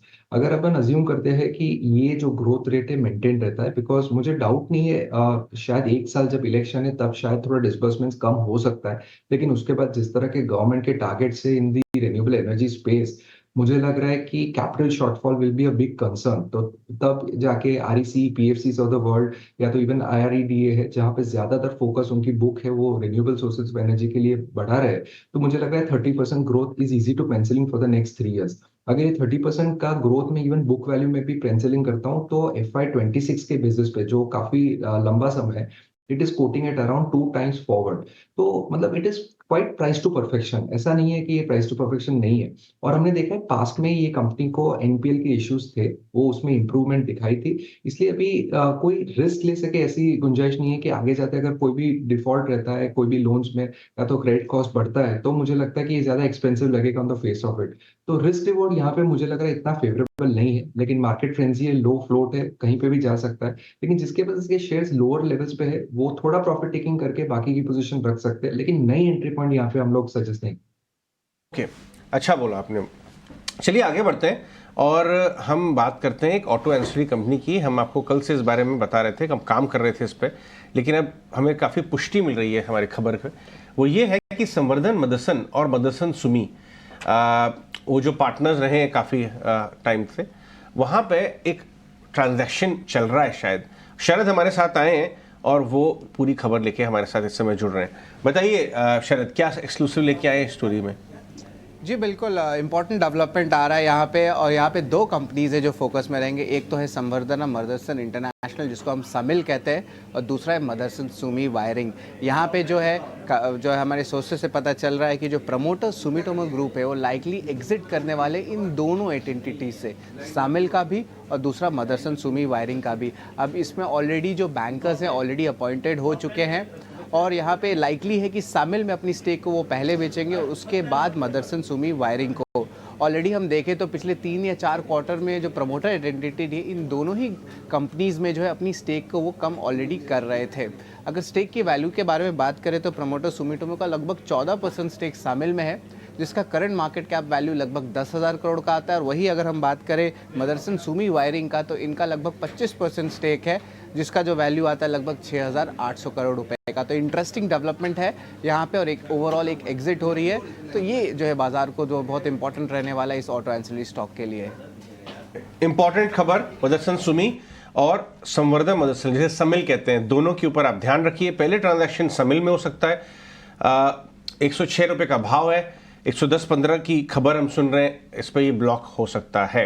हमारे साथ संजीव हसीन जी भी जुड़ रहे हैं। संजीव जी, आज मैं थोड़ा एक लिबर्टी लेना चाहूंगा। गुड मॉर्निंग, बहुत बहुत शुक्रिया, क्योंकि आप संवर्धना काफी समय से ट्रैक करते आए हैं, तो मैं आपसे एक टिप्पणी लेना चाहूंगा। अगर आपने सुनी हो, मेरे सहयोगी शरद जो खबर लेके आए कि सुमितोमो वो ब्लॉक के जरिए शायद एग्जिट कर जाएगा इस कंपनी को। थोड़े ब्लॉक्स उन्होंने सितंबर अक्टूबर में डेटा बता रहा है, 2-3% बाजार में बेचा भी है। तो आप, क्योंकि आप कई बार नीचे के लेवल से 80 के लेवल से दिलवाते आए हैं शायद, तो आप इसके ऊपर कुछ कहना चाहेंगे? गुड मॉर्निंग अजय, आपको प्रियंका। 80 नहीं सर, 65 रुपए जी। 65 रुपए पे कोई पूछता नहीं था। संवर्धना सबसे हेटेड शेयर था, और मिस्टर सहगल ने डाइवर्सिफाई करते गए। जब टाइम का डाउन, उन्होंने ऑलमोस्ट 3-4 एक्विजिशंस की, some for cash, some for kind, but the play is humongous. I think not only are they the best play on the OEM side, they have also gone into the upholstery side for aircraft, for airlines and aircraft, और उनकी वहां business is expanding very sharply. Plus उन्होंने एक regional play है in a lot of the European places, और मुझे लगता है there can be some unbundling in the sense कोई exit लेगा तो कोई new entrant भी आ सकता है। और आजकल आपको पता है रूमर्स पे एलोन मस्क पे चले जाता है कि वो इंडिया आएगा तो क्या डील साइन करेगा। मैं उस पर टिप्पणी नहीं कर रहा, मगर अगर है 65-70 रुपए में आपने ले रखा है तो बने रहिए। ये आपको it can surprise on the upside. मैंने देखा है लास्ट 4-5 दिन में इसमें बहुत ज्यादा स्ट्रॉन्ग वॉल्यूम और जिसे कहते हैं इनसाइडर इंफॉर्मेशन है। सो आपको अपना रिस्क रिवॉर्ड देखना है। यहाँ पे मुझे इस भाव पे बहुत पसंद आ रहा है ये शेयर कि ये 20% अपसाइड दे सकता है। एज ए डिस्क्लोजर, ये हमारे पोर्टफोलियो में था 65 रुपए पे, 70 रुपए पे, but we are not chasing it. ठीक है, फेयर पॉइंट। नया माल भले मत लीजिए, लेकिन पड़ा है तो रुकिए। इसमें बहुत सारी चीजें हैं, बट एक ये बड़ा ब्लॉक है, ये सप्लाई ओवरहैंग निकल जाएगा तो चल सकता है, ऐसा व्यू बन रहा है। अंडर परफॉर्मिंग है, बाकी बहुत ऑटो एंसिलरी चल गए, ये नहीं चला है तो ऐसे ही मार्जिन ऑफ सेफ्टी देता है। इसके अलावा वसीम साहब, क्या बाजार में व्यू बन रहा है? थोड़ा लोगों में हिचक आ रही है। आप 15-20 दिन से थोड़ा थोड़ा मोटे मुनाफे वाली पोजीशंस को ट्रिम करवा रहे थे, अभी भी आपका स्टांस वही है कि अगर जहां मोटा मुनाफा है थोड़ा लेते चलिए? हाँ अजय, बिल्कुल। देखिए, as a brokerage we have to be prudent, पैसा घर आए, और इस कारण से मैंने आपको कहा ऑटो से सतर्क रहिए। अब मैं आईटी पे भी सतर्क हूं। कल 6% एक डाउनग्रेड से एप्पल ने 250 पॉइंट नैस्डैक को तोड़ दिया, but banks have done very well. In fact yesterday the bank index over there touched a new 3-month high. तो मुझे यहाँ पे सेफ्टी देखिए अजय जी, एक और मिथ है कि मैं शेयर बेच के वापस बैठ जाऊंगा फिर लूंगा। ऐसा नहीं होता। आपसे नीचे भाव पे लिया नहीं जाएगा, तो आपको थोड़ा बहुत शिफ्ट करिए, लेकिन बने रहिए। तो मुझे अभी बैंक्स, लार्ज कैप बैंक बहुत पसंद है। मैं आपको और बताऊं, आपको कल मैंने लुपिन और बीपीसीएल का, प्रियंका को देखिए, लुपिन 6% अप था, बीपीसीएल 5%। एक हफ्ते पहले मैंने, 4 दिन पहले मैंने आपको एआईबी एफआरएल कहा था, वो 12% बढ़ा है 3 दिन में। और उसके अलावा जो आपको मैंने जेपी कहा था 10 रुपए वाला, वो न्यू हाई मारा, और वोडाफोन एक और। लेकिन अभी मैं आईसीआईसीआई बैंक में बाय करूंगा। ICICI bank has a market cap of close to 6.9 lakh crore. ये एक $100 बिलियन क्लब का एंट्रेंट होएगा within this year. That means there is at least a 15 to 20% upside. Plus it gives me the safety of better CASA ratio, earnings, all the verticals which they have as subsidiary in their company, and the growth prospect going forward because of being the largest bank. साथ में याद रखना, foreigners will buy the large cap stocks. They will buy every day now for the rest of this month. So I want to be in ICICI Bank. Stop loss रखिए 962 का, 1030 का पहला target है, 1045 का दूसरा टारगेट। दूसरा मुझे पसंद है कोटक बैंक। कोटक बैंक के नए एमडी आने से अनसर्टेनिटी खत्म हुई। उनका इंश्योरेंस, उनका एएमसी, उनका वेल्थ मैनेजमेंट, उनका security is doing extremely well.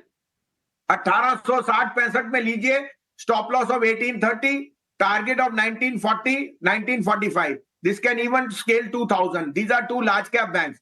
साथ में मैं आज ट्रेडिंग कॉल दूंगा, sell Go for 6080, 6090. Keep a stop loss of 6190. You can get 200 points on the downside. That is 5825. IT will see selling. Banks will see strength today. कि IT cell और bank strength, ये trend हमें US में भी दिखा और यही आपको इंडियन मार्केट्स में भी लग रहा है। बिल्कुल संजीव जी, आपकी इस लिस्ट में एक स्टॉक और जोड़ देता है, स्टर्लिंग एंड विल्सन। वो भी आप नीचे के लेवल से दे रहे हैं। आप तो बड़ी बड़ी ब्रोकिंग हाउस के टारगेट्स वहां 600 तक के आ रहे हैं। मेनी कांग्रेचुलेशंस यू, आपने काफी सारी अच्छी कॉल सही समय पर हमारे व्यूअर्स को दी है। इसी तरह से गाइड करते रहिए। बहुत बहुत शुक्रिया आज समय देने के लिए। Thank you Priyanka ji. और मैं कहना चाहूंगा पंजाबी पहचान सकते हैं साढ़े एक दूजे नु ਤੁਸੀਂ सही फड़े SW सोलर 750 तक इन्हू हाथ नहीं लाना। Thank you Priyanka ji. चंगा जी चंगा। Thank you. ये है मजा आ गया, जोश भर देते हैं बस इन सब शो में आके। चलिए आगे बढ़ते हैं, ढेर सारी ट्रेडिंग आइडियाज आपके साथ डिस्कस करनी है। ये एक स्टॉक में डिस्कस करना चाहूंगा सुमित आपसे, ग्लेनमार्क लाइफ। ये देखिए, इसका रीजन ये है कि लेके आइए साहब 6 महीने का चार्ट। ग्लेनमार्क तो 800 रुपए वाला हो गया, 300-400 चलता शुरू हुआ, लेकिन ग्लेनमार्क लाइफ को देखिए आप, कल परसों के जो ट्रेडिंग एक्शन दिखा रहा है कि इसके अंदर भी लाइफ, इसमें भी जान वापस आ रही है कहीं ना कहीं। ये क्रॉस नहीं कर रहा था ये 600-650 का लेवल, लेकिन कल जो ब्रेकआउट दिखा है, आपको लगता है इसको एक तरह से चेज करना चाहिए? जी बिल्कुल 100%। आप यहाँ पे अगर वीकली टाइम फ्रेम का चार्ट देखेंगे तो एक बढ़िया सा फ्लैग एंड पोल का ब्रेकआउट आया हुआ है। सबसे अच्छी बात है सस्टेनेबल विथ वॉल्यूम। तो बिल्कुल यहाँ पे जो पहला टारगेट हम इनिशिएट करेंगे दैट इज अराउंड 800। यहाँ पे आप अगर स्टॉप लॉस मेंटेन करना चाहे किसी के पास, क्योंकि एक ही दिन में काफी अच्छा मूव आ चुका है, तो थोड़ा सा डिप्स को भी यूटिलाइज कीजिए और यहाँ पे स्टॉप लॉस मेंटेन कीजिए 675 का। तो पहला टारगेट 800 का। ऑलराइट, ठीक है। ये तो बात हुई ग्लेनमार्क लाइफ की। इनफैक्ट फार्मा स्पेस से आज कई सारे स्टॉक्स हैं जो रडार पर रखने चाहिए। कुछ ऐसे स्टॉक्स भी जहां टेक्निकली भी अच्छा चार्ट दिख रहा है। एलेंबिक फार्मा ये भी ब्रेकआउट कैंडिडेट है। क्या संतोष, आप एलेंबिक फार्मा में भी बाय की रिकमेंडेशन देंगे? यस प्रियंका, सारे ही फार्मा स्टॉक्स अच्छे लग रहे हैं और तेजी का भी दिखा रहे हैं। एलेंबिक फार्मा की बात करें तो ये थोड़ा सा अभी अंडर परफॉर्म किया, इतना चला नहीं है। इसको एक्चुअली 830-840 के आसपास एक स्ट्रॉन्ग रेजिस्टेंस जोन है। तो वैसे तो मुझे लग रहा है कि शायद आने वाले दिनों में क्रॉस हो जाएगा, तो जो एग्रेसिव बेट लेना चाहता है करंट लेवल पर भी खरीदारी कर सकता है 750 के स्टॉप लॉस पे। लेकिन कोई कंफर्मेशन का वेट करना चाहता है तो 840 क्रॉस करके सस्टेन करने दीजिए, तब लीजिएगा। 840 क्रॉस करता है तो शायद स्टॉक में फिर 1000 रुपए तक की एक रैली बन सकती है। ओके, ठीक है। कुछ और दूसरे स्टॉक जो इस वक्त, ठीक है, फार्मा को रडार पे रखते हैं, लेकिन जो 200 डीएमए के इस वक्त ऊपर ट्रेड कर रहे हैं उसमें कुछ फिनटेक स्टॉक्स भी हैं, इनफैक्ट डिलीवरी जैसे स्टॉक्स भी हैं। इनको चेक करते हैं, क्या इनमें भी एक बाइंग मोमेंटम दिख रहा है जिसमें पार्टिसिपेट करना चाहिए? सोनी जी प्रियंका जी, यहाँ पे अगर हम देखेंगे तो डिलीवरी स्टॉक में थोड़ा सा अभी एक करेक्शन के बाद पुल बैक करने की कोशिश कर रहा है। सो डेफिनेटली एक 380 का काफी इंपॉर्टेंट सपोर्ट है। जब तक वो होल्ड करता है, आज एक रेजिस्टेंस को टेस्ट करने की जरूर कोशिश करेगा टुवर्ड्स 395 398 के रेंज में। उसके ऊपर अगर ब्रेकआउट करके सस्टेन करता है तब उसको आपको और फर्दर अपसाइड मोमेंटम नजर आ सकती है टुवर्ड्स 415 418 के लेवल पे। सो एक वेट एंड वॉच की सलाह रहेगी। एक तो 380 का एक सपोर्ट मान के चलिए फॉर द डे, और ऊपर की तरफ में एक 395 का और 398 के इस रेंज का रेजिस्टेंस ब्रेक होना काफी जरूरी है। उसके ऊपर ही आप एंटर कर सकते हैं फॉर टारगेट्स ऑफ 480 415 480। ठीक है। इनफैक्ट ये आपने बहुत अच्छा स्टॉक चुना है, डिलीवरी। ये भी हाई ग्रोथ स्टॉक है जिसके रेट कट साइकिल का पॉजिटिव इंपैक्ट होगा। हाँ, इनफैक्ट सारे स्टॉक्स जो रेट कट से इंपैक्ट होंगे उनमें ये सारे स्टॉक्स आएंगे। नहीं, इसमें डिफरेंस ये है कि बाकी स्टॉक जो है नीचे से काफी अच्छा चले हैं, चल चुके हैं, ये चला नहीं अकेला। करेक्ट। तो थर्ड क्वार्टर नंबर पर जरूर अपना व्यू बना के रखिएगा, इस स्टॉक को वॉच करिए। थर्ड क्वार्टर नंबर में अगर बहुत शार्प इंप्रूवमेंट प्रॉफिटेबिलिटी में आ गया, फिर ये आपके हाथ नहीं आएगा स्टॉक। चलिए आगे बढ़ते हैं। मैं रिलायंस इंडस्ट्रीज के बारे में बात करना चाहूंगा, इससे पहले कि शरद आए और 9 बजे के 9 स्टॉक्स बताएं। अभी 3 मिनट बाकी हैं इसमें। रिलायंस इंडस्ट्रीज सुमित, ये जो है कैसे ट्रेड किया जाए? मजा नहीं आ रहा है इसको ट्रेड करने में। मतलब ना मूव दे रहा है, जो ये 50-50 60-60 70 रुपए के एक मूव देता था, कहीं ना कहीं क्या इसका समय आ रहा है, या अभी यहाँ से घटे अगर बाजार तब लेना चाहिए इसको? इसने आदत तो खराब कर दी एक बार ट्रेडर्स की, बड़े बड़े मूव्स देख के। बट अभी जो है 10 15 20 रुपए में ऊपर नीचे होता रहता है, ट्रेंड नहीं बन रहा है इसमें।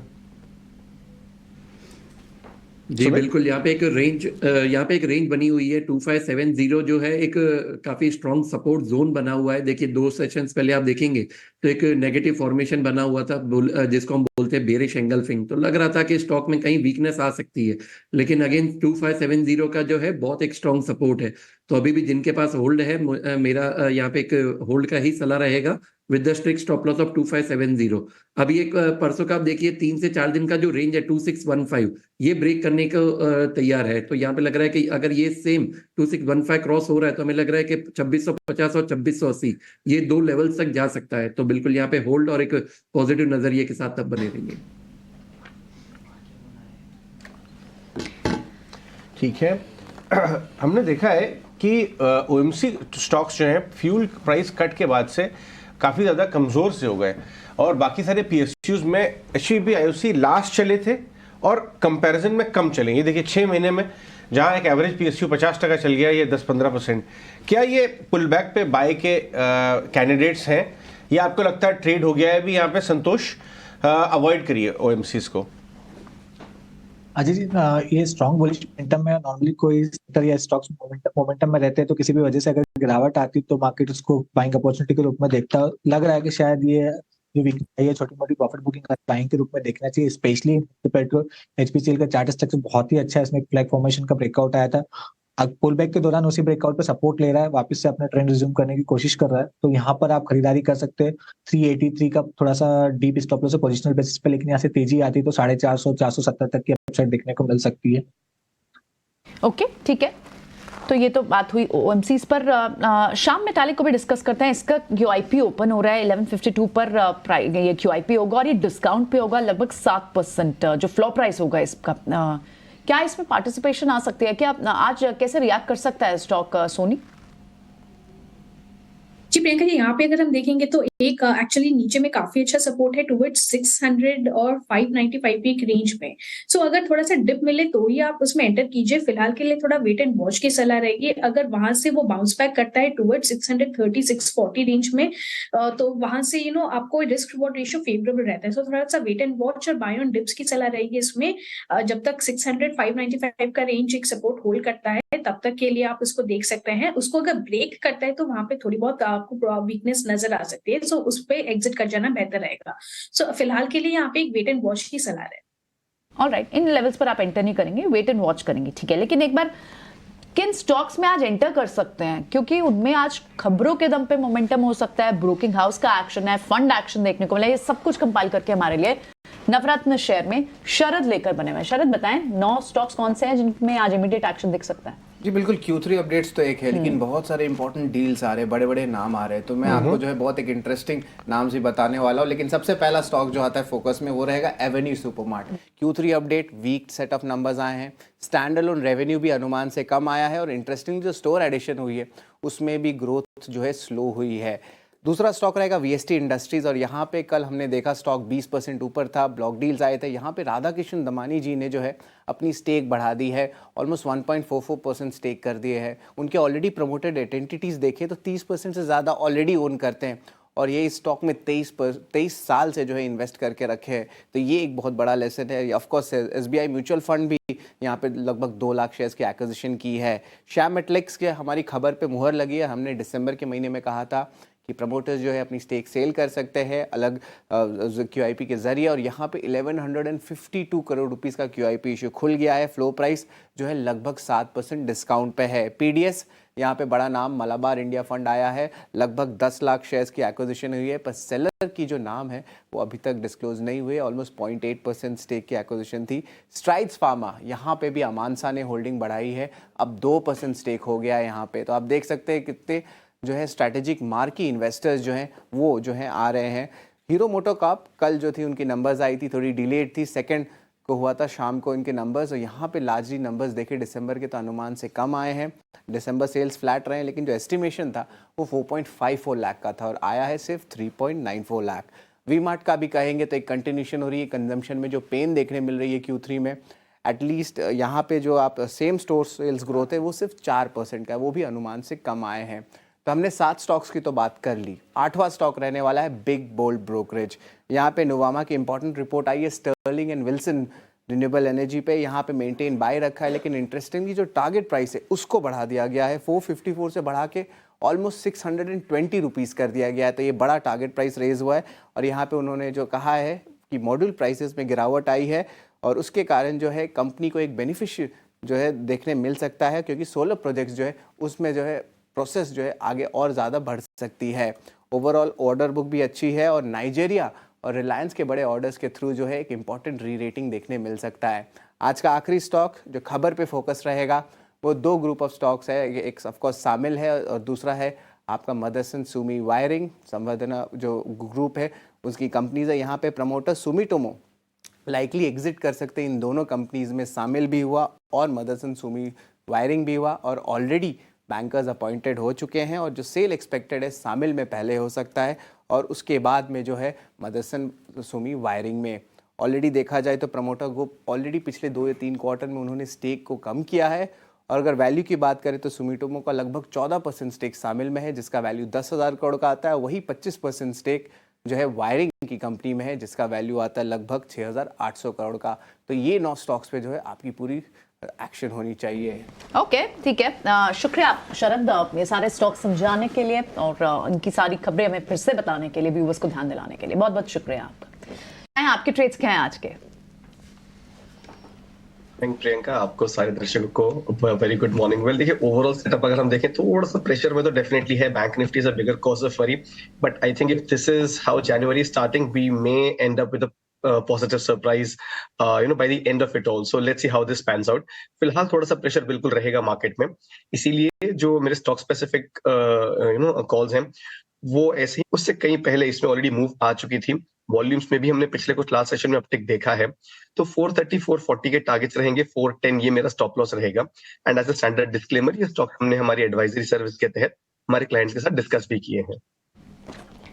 ओके, ऑलराइट, तो ये स्टॉक रिकमेंडेशन कुश की तरफ से भी आ गई है हमारे पास, लेकिन अब कुछ और स्टॉक्स भी देख लेते हैं जो प्री ओपन में आपको अच्छे दिख रहे हैं। क्या उनमें मूव आ सकती है? एटलीस्ट लार्ज कैप्स में आज अडानी स्टॉक्स में अच्छी मूव है क्योंकि आज एक बोर्डिंग भी आना है और उनमें एक मूव दिखाई दे रही है। बीपीसीएल जैसे काउंटर्स फिर से आपको ऊपर दिखाई दे रहे हैं और इनफैक्ट कोल इंडिया 394 हो चुका है। आज हमारे साथ कोल सेकी भी होंगे, उनसे बात करेंगे आगे 9:45 पर और किस तरह की वॉल्यूम ग्रोथ एक्सपेंशन पॉसिबल है कोल इंडिया पर। एक बार सोनी से डिस्कस भी करते हैं technical chart. Soni, I think मैंने आपसे इसी वीक स्टार्ट में डिस्कस भी किया था, लेकिन कोल इंडिया 380 का हमारा एक टारगेट जो था वो अचीव हो गया। अभी किस टारगेट की तरफ बढ़ रहा है? डेफिनेटली प्रियंका जी, यहाँ से हम देखेंगे तो कंटिन्यूसली अपमूव पे ही चल रहा है और जो रेजिस्टेंस एक्चुअली नजर आ रहा है वो 400 पे है, क्योंकि 400 पे अभी भी कॉल राइटर्स काफी एग्रेसिवली पोजीशन है। सो यहाँ से और भी काफी मोमेंटम या स्पेस है जाने के लिए टुवर्ड्स 400। सो एक पोजिशनल टारगेट बनेगा 400 की तरफ। नीचे के साइड में हम देखेंगे तो काफी सपोर्ट, मल्टीपल सपोर्ट बन गए हैं। इमीडिएट बेसिस पे 375 का एक अच्छा सपोर्ट है, उसके नीचे अगेन 365 360 के बैंड में है। सो बहुत मल्टीपल सपोर्ट्स बनते जा रहे हैं। इसका मतलब कि स्टॉक में स्ट्रेंथ है और जितना आपको डिप मिले तभी आप उसमें सपोर्ट के आसपास आप उसको अक्यूमुलेट कर सकते हैं और अल्टीमेट इसका एक 400 के आसपास का टारगेट बनेगा, तभी जाके इसमें एक शायद फाइनल प्रॉफिट बुक कर सकते हैं। कोल इंडिया ने एक्चुअली रीज़न क्या है कि इसके अंदर इन्होंने अपनी जो माइनिंग की टारगेट्स हैं वो बहुत मजबूती से बढ़ा दी है।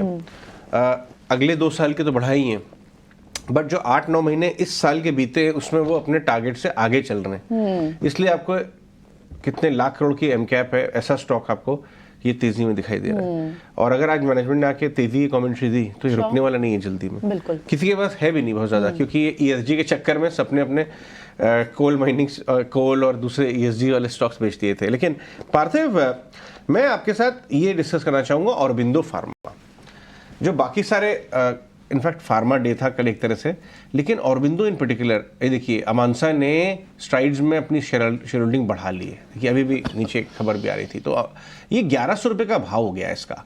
लेकिन जिस हिसाब से पिछले क्वार्टर में इन्होंने 1350-1400 करोड़ का एबिटा किया है और कमेंट्री दी उसके बाद, अगर ये रन रेट भी मैं पकड़ता हूँ, 1400 करोड़ एबिटा का रन रेट पकड़ते हैं, चलिए मैं तो अपग्रेड पकड़ भी ले रहा, तो भी 6000 करोड़ का एनुअल एबिटा आएगा।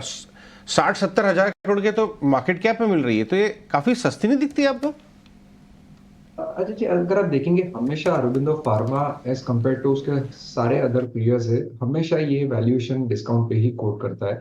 और ईवी बाय एबिटा की रेंज की बात करूँ तो it goes to as low as 8-9 times, और हाई में हमने देखा है कि 13-14 टाइम्स पे काइंड ऑफ पीक हो जाता है। नो डाउट अभी के लिए ऐसा डेफिनेटली दिख रहा है कि फार्मास्यूटिकल सेक्टर इज लुकिंग, बहुत सारे ग्रीन शूट्स है, स्पेशली इवन यूएस मार्केट्स में भी काफी अपॉर्चुनिटीज है। और अरबिंदो फार्मा के पास जो इंजेक्टेबल्स की फैसिलिटी है, वहाँ पे उनकी पाइपलाइन बहुत ही स्ट्रांग है। मुझे लगता है कहीं ना कहीं because of slight corporate governance issues और मैनेजमेंट परसेप्शन, ये स्टॉक हमेशा एक डिस्काउंट पे रहता है। अगर कोई बड़ा कॉर्पोरेट एक्शन होता है in terms of change of management या in terms of change of perception, तो ये री रेटिंग कैंडिडेट है। अदरवाइज हमने देखा है कि हिस्टोरिकल बैंड में ईवी एबिटा जो है अभी it seems to be price to perfection. Okay, ठीक है, चलिए बात करते हैं कुछ और स्टॉक्स की। ऑरोबिंदो फार्मा पर तो वॉच होगी, आज पूरा फार्मा स्पेस देखना होगा कि किस तरह से परफॉर्म करता है। लेकिन जो large cap consumption FMCG stocks है, क्या उनमें भी एक मूव आ सकते हैं? बाजार थोड़ा डिफेंसिव की तरफ टिल्ट हो रहा है, तो क्या आपके रडार पर नेस्ले, इनफैक्ट इसमें तो स्टॉक स्प्लिट की भी न्यूज है 5 जैन की, उससे पहले स्टॉक चल भी रहा है, मोमेंटम में है, क्या यहाँ पर भी एक एंट्री पॉइंट ढूंढना चाहिए कुछ? बिल्कुल, इनफैक्ट अगर आप देखें तो मार्केट में जो भी एक्शन हो रहा है उससे इस स्टॉक पे किसी भी तरीके का कोई असर नहीं पड़ा है। एक अच्छे से बेस फॉर्मेशन के बाद, करीब 1.5 से 2 महीने के बेस फॉर्मेशन के बाद जो स्टॉक ने अपना अपमूव शुरू किया है, उसे बिल्कुल मेंटेन किए हुए है। तो मेरे हिसाब से यहाँ पे ये जो अपसाइड है ये बिल्कुल कंटिन्यू रह सकता है। टिपिकली ट्रेडर काउंटर नहीं है, तो अगर आप डिफेंसिव के हिसाब से प्ले कर रहे हो जैसा कि आपने बताया, तो बिल्कुल इस स्टॉक में आप एंटर कर सकते हैं। यहाँ पे ऑन दी अपसाइड अगर मैं देखूं तो 27,700 का पहला टारगेट है, और 28,200 ये जो लेवल्स हैं ये मेरे लिए on the upside near term के लिए एज अ टारगेट एक्ट करेंगे। अब इसमें यहाँ पे जो कल लो बना था करीब 27,000 का, उसको मैं अपना नियर टर्म स्टॉप लॉस लेके चलूंगा। ऑन दी होल सेटअप बहुत पॉजिटिव है, बट जैसा मैंने कहा ये टिपिकली एक इन्वेस्टर और एक पोजिशनल बेट होता है, तो उस हिसाब से लेके चलें, ज्यादा रिवॉर्डिंग होगा। ठीक है, एक बार ये भी समझ लेते हैं क्योंकि आईटीसी भी एक मूव में है, और अगर वीएसटी इंडस्ट्रीज में बड़े जब इन्वेस्टर्स स्टेक बढ़ा रहे हैं अपना, और क्या कहीं ना कहीं एक केस बन रहा है कि इस पूरे पैक में पियर्स पर भी एक रब ऑफ आ सकता है? क्या टैक्सेशन या फिर क्योंकि इस स्पेस को लीगल करने की बात हो रही है, इसमें मार्केट शेयर गेन कर सकते हैं बड़े बड़े नाम, तो क्या आईटीसी, गोडफ्रे फिलिप्स, इस पर भी आज नजर रखनी चाहिए? सुमित, एक बार आप चार्ट चेक करेंगे दूसरे स्टॉक्स का भी, क्या वहां पर भी एक मोमेंटम दिख सकता है? जी बिल्कुल, आईटीसी ने देखिए यहाँ पे आप अपना एक अच्छा रेंज ब्रेकआउट दिया हुआ है, एक डेली में कप एंड हैंडल का भी ब्रेकआउट आया हुआ है, तो बिल्कुल यहाँ पे आप बाइंग पोजीशन बना सकते हैं। जिनके पास ऑलरेडी होल्डिंग है यहाँ पे आप बने रहिए with a trailing stop loss of 455। हमें लग रहा है कि एक राउंडिंग बॉटम पैटर्न बनाएगा, और जो अपना पिछला हाई है 495 के करीबन, तो पहला टारगेट आप वहां तक मेंटेन कर सकते हैं। अगर वीकली क्लोजिंग 490 के ऊपर मिल रहा है तो बिल्कुल स्टॉक और आगे जा सकता है। So wait for the levels of 490।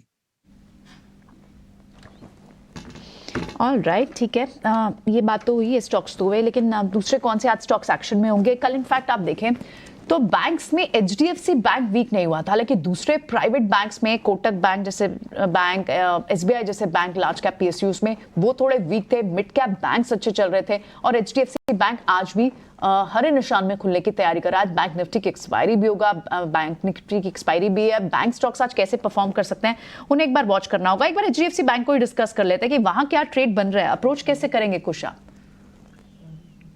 तो प्रियंका थोड़े कॉशन के साथ अप्रोच करेंगे।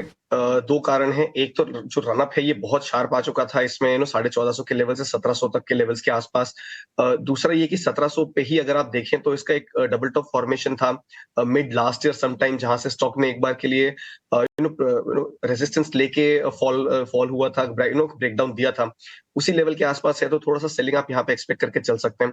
तो मैं यहाँ पे थोड़ा वॉचफुल रहूंगा। मेरे लिए यहाँ पे जो फ्रेश ट्रेड बनेगा वो 1715 1720 के जो लेवल्स हैं इसके ऊपर अगर बैंक निकल जाता है तब, and this I am talking very near term, overall setup में देखो तो बहुत पॉजिटिव है। 1760 1800 के लेवल्स के लिए बिल्कुल तैयार है, but in the near term ये थोड़ा सा प्रेशर रह सकता है। हो सकता है आने वाले 2-4 दिनों के लिए 1700 के आसपास थोड़ा सा होवर करे। ठीक है, ऑल राइट। HDFC बैंक को थोड़ा डिफरेंटली दिखना भी चाहिए, ज़्यादा चला भी नहीं है। और इनफैक्ट आप बैंक्स देखें तो प्री ओपन में जो आपको दिख रहे हैं उसमें आपको 48,000 के पास आपको बैंक निफ्टी दिखाई दे रहा है। देखना होगा कहाँ सेटल होता है। लेकिन बड़ी बात आज वॉच करना होगा, क्या IT एक ड्रैगर हो सकता है? कल नास्डैक 1.5% टूटा, IT स्टॉक्स वीक थे और अब IT के नंबर्स भी आने हैं। कोई ब्रोकिंग हाउस की रिपोर्ट तो बुलिश नहीं आ रही है। जो Q3 के नंबर्स सीजनली भी थोड़ा वीक भी होता है क्वार्टर। सिटी की भी एक रिपोर्ट थोड़ी वीक गाइडेंस ही दे रही है इस वक्त।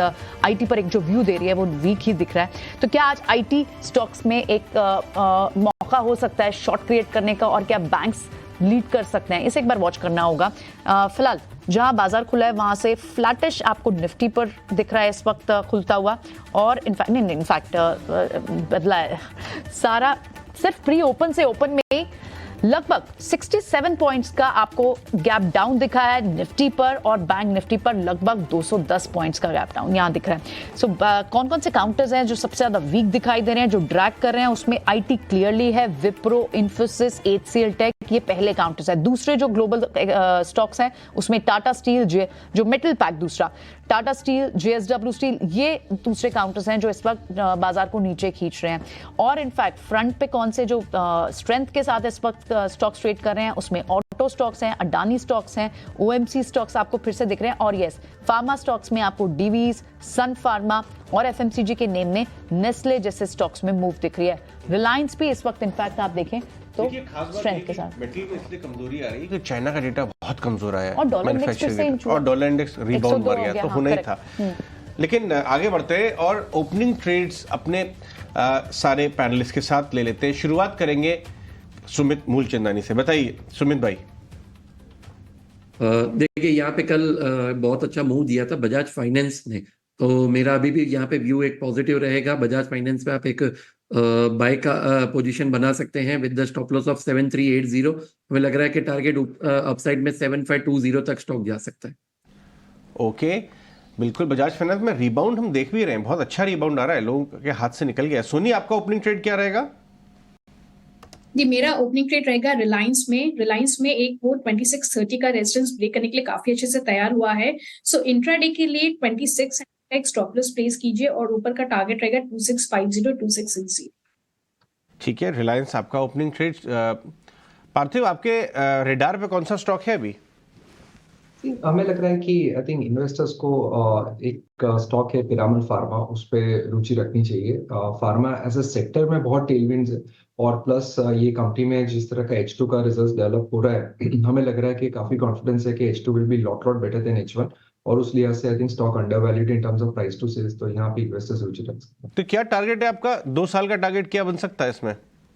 मुझे लग रहा है कि इफ नॉट 2 इयर्स, लेकिन 1 साल की अभी जो विजिबिलिटी है उसमें आई थिंक 160 170 तक की रेंज में लग रहा है कि इट इज इजीली अचीवेबल। ठीक है, 160 170 पिरामल फार्मा में। खुश, आपका ओपनिंग ट्रेड? अच्छा, HBL पावर फिर से रेडार पे आया है। थोड़ा सा फ्लैट हो गया था 20 डे मूविंग एवरेज का सपोर्ट लेके। आज ओपनिंग भी अच्छी हुई है और यहाँ पे हमें लग रहा है कि जो ये रिसेंट हाइस बने थे 475 तक के, ये फिर से अचीव हो सकते हैं। तो इन्हीं को टारगेट लेके HBL पावर को अपने रेडार पे रखें। ऑन द डाउन साइड 450 का एक अच्छा स्ट्रॉन्ग सपोर्ट जोन है, उसको अपना स्टॉप लॉस बना के चलें। तो HBL power is back in action. Meena, आपका ओपनिंग ट्रेड?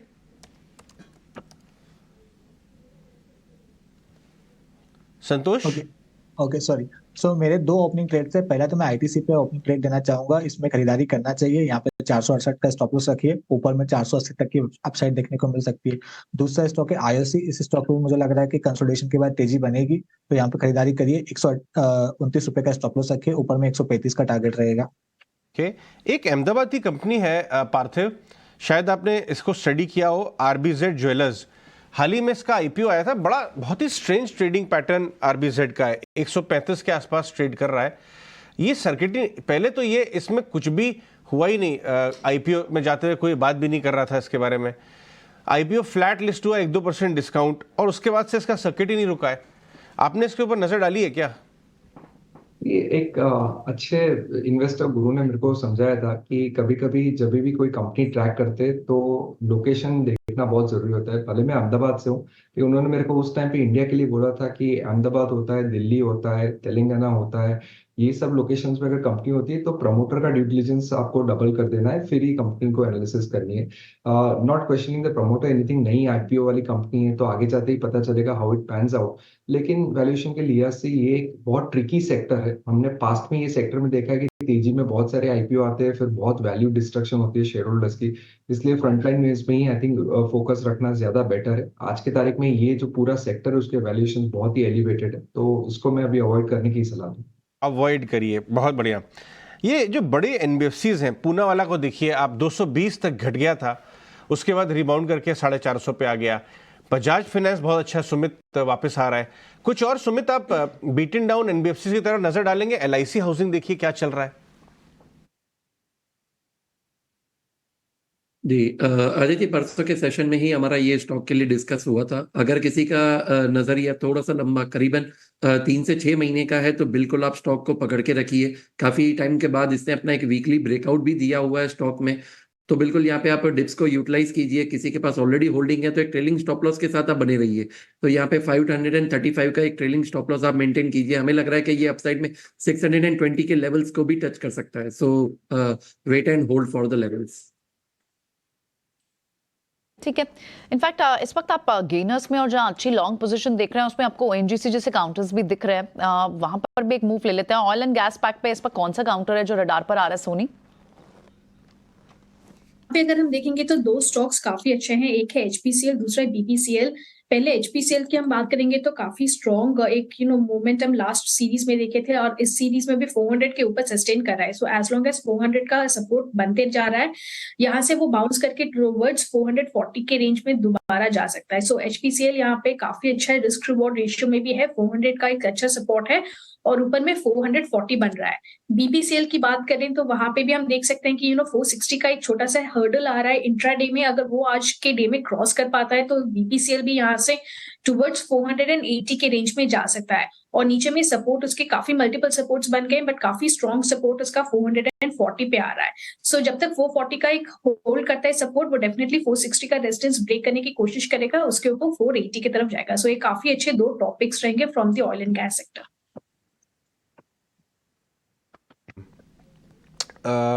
कुछ और स्टॉक्स की तरफ नजर डालते हैं। एचडीएफसी बैंक 1700 के ऊपर चला गया है। इनफैक्ट उसके अंदर फ्रेश लॉन्ग पोजीशन भी दिखी गई है पिछले कुछ दिनों में।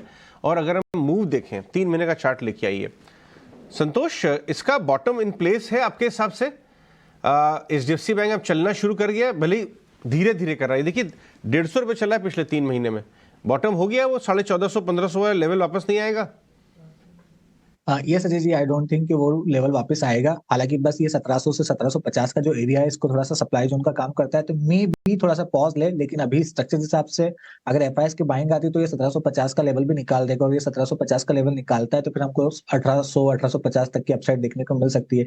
इन केस यहाँ अटकता है 1700 से 1750 के जोन में, नीचे डिप मिलता है आपको 1640, 1650, 1640 के आसपास, तो वहां फिर से एंट्री के मौके ढूंढना चाहिए।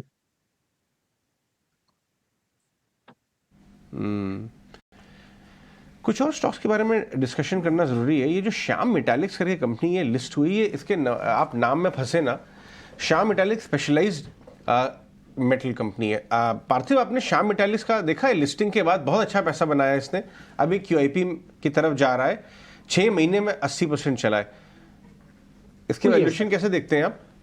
पोस्ट आईपीओ कंपनी ने शानदार परफॉर्मेंस दिया है इन्वेस्टर्स के रिटर्न्स के लिए, और उन्होंने फिक्स्ड एसेट्स भी काफी बढ़ाई हुए थे, वो पैलेट कैपेसिटी हो, बिलेट्स की हो, अभी स्टेनलेस स्टील की भी बात कर रहे हैं। एक थोड़ा फियर मुझे ये रहता है हमेशा अजय जी की, जब मेटल्स की बहुत ही तेजी होती है, स्पेशली सेकेंडरी मेटल्स स्टॉक्स की, और यहाँ पे श्याम मेटल के पास खुद का आयरन और माइन भी नहीं है, कोकिंग कोल माइन भी नहीं है, लेकिन यहाँ पे जब इतनी तेजी होती है 3,500 करोड़ क्यूआईपी से जुटाते हैं at a very high valuation.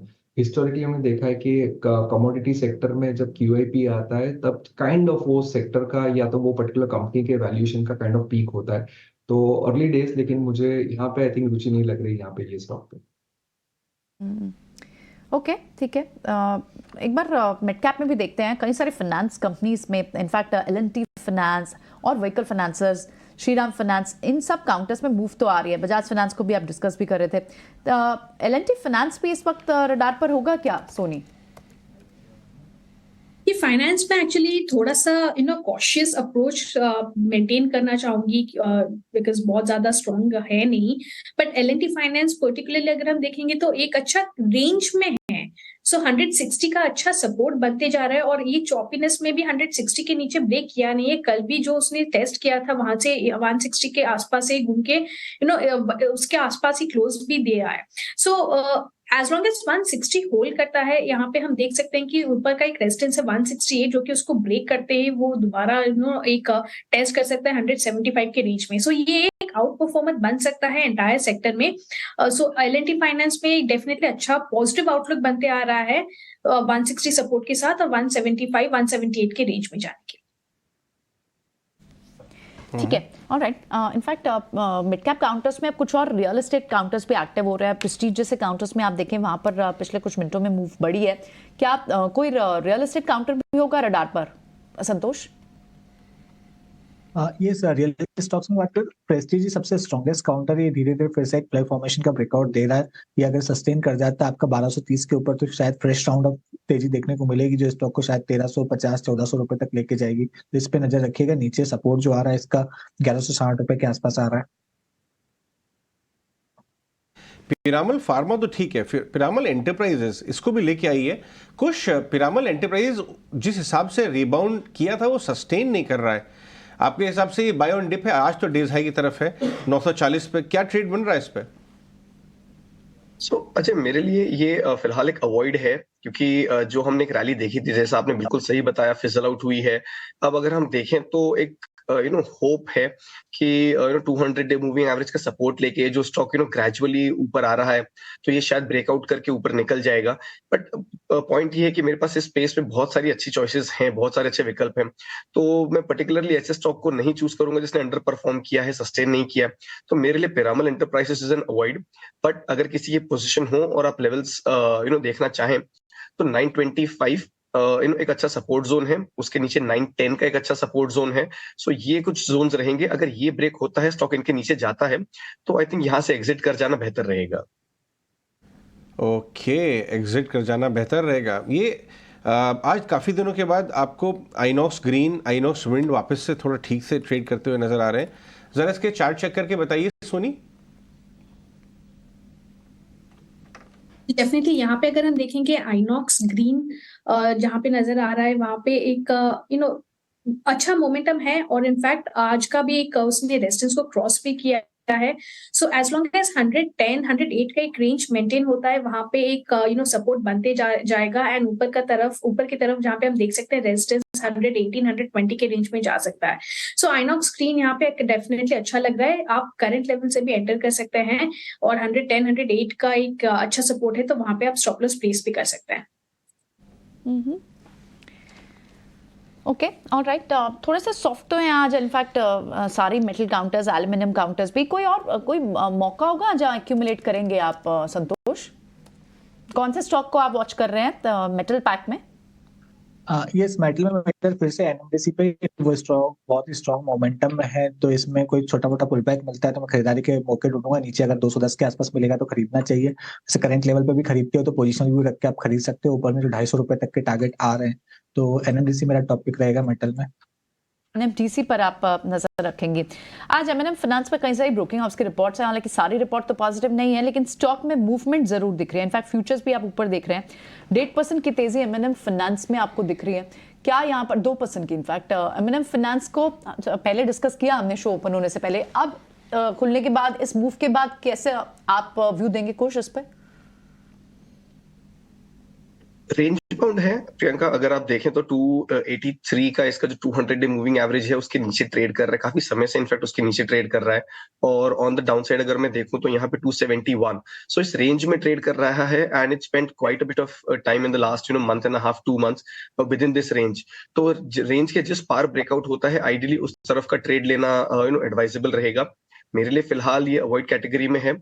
Beyond these levels जो मैंने सजेस्ट किए 241 एंड 283, रादर 271 एंड 283, इनके बियॉन्ड में कोई ट्रेड देखूंगा। But up until then consolidation है, बायस यहाँ पे कोई बहुत ज्यादा पॉजिटिव है नहीं। So, मेरे हिसाब से इसको अवॉइड करके चलें। इस रेंज के पार जब निकलेगा तब हम एक व्यू बनाएंगे कि किस तरफ का ट्रेड लिया जाए। एक बार Nifty, bank Nifty, small cap, mid cap लेके आइए डॉक्टर साहब। जरा सुबह के करीब 15 मिनट हो गए बाजारों के लिए, कुछ डायरेक्शन नहीं ले पा रहा है बाजार। अब ये गंभीर समस्या है या ये छोटी समस्या है, इंट्राडे का मामला है, ये देखते हैं। ये देखिए, कोई रिकवरी का साइन नहीं है, 47,500 के करीब आ गया है, डेज लो से 10, 15, 20 पॉइंट ही दूर है, कोई रिकवरी का अटेम्प्ट ही नहीं हुआ है। निफ्टी को लेके आइए। मैंने आपको सुबह बताया था कि कहीं ना कहीं बाजार में फटीग है, नई बाइंग नहीं उभर रही है बहुत ज़्यादा, हल्का रखिए। चलिए निफ्टी को अब थोड़ा आप देंगे 21,500, 21,600 के आसपास से 25-30 पॉइंट ऑफ लोज है, थोड़ा आप दे भी देंगे कि चलिए साहब रिकवर हुआ। जो भी थोड़ा बहुत हुआ है वो फार्मा में फॉलो बाइंग की वजह से हुआ है। लेके आइए स्मॉल कैप, मिड कैप, वहाँ पे मालूम चलेगा लिक्विडेशन हो रहा है या नहीं हो रहा है। देखिए, okay, of lows, small cap of lows हो गए साहब। ऑफ, ये जो है आपको साइड बताएगा बाजार के अंदर रिस्क ऑन है कि रिस्क ऑफ है। अगर ये भी डेज लो की तरफ होता तो यानी रिटेल HNI स्क्वायर कर रहा है अपनी पोजीशन, लेकिन अभी सीन डिफरेंट है। Mid cap, small cap of lows हो चुके हैं। स्ट्राइड्स, आर्कोलैब, स्टार, जरा संतोष इसका चार्ट चेक करिए हमारे लिए। फार्मा की बात करें तो इसमें एक भी अच्छा मोमेंटम देखने को मिल रहा है। स्टॉक, वैसे फार्मा पे सभी स्टॉक्स में अच्छा मोमेंटम, और इस स्टॉक में भी एक अच्छी तेजी देखने को मिल रही है। लग रहा है कि इसका जो इमीडिएट टारगेट है जो 740 के, वो लेवल देखने को मिल सकते हैं, तो इसको चेस किया जा सकता है 740 के टारगेट के लिए। वहां पर आता है तो एक बार थोड़ा सा प्रॉफिट बुकिंग कर ले, अपना स्टॉप लॉस ट्रेल करते चलिए। स्टॉप लॉस अपना होना चाहिए 650 रुपीज पर। ओके, ये L&T फाइनेंस आपने बड़ा बढ़िया स्पॉट किया था। हाँ, 5% भाग गया, किसका कॉल था ये?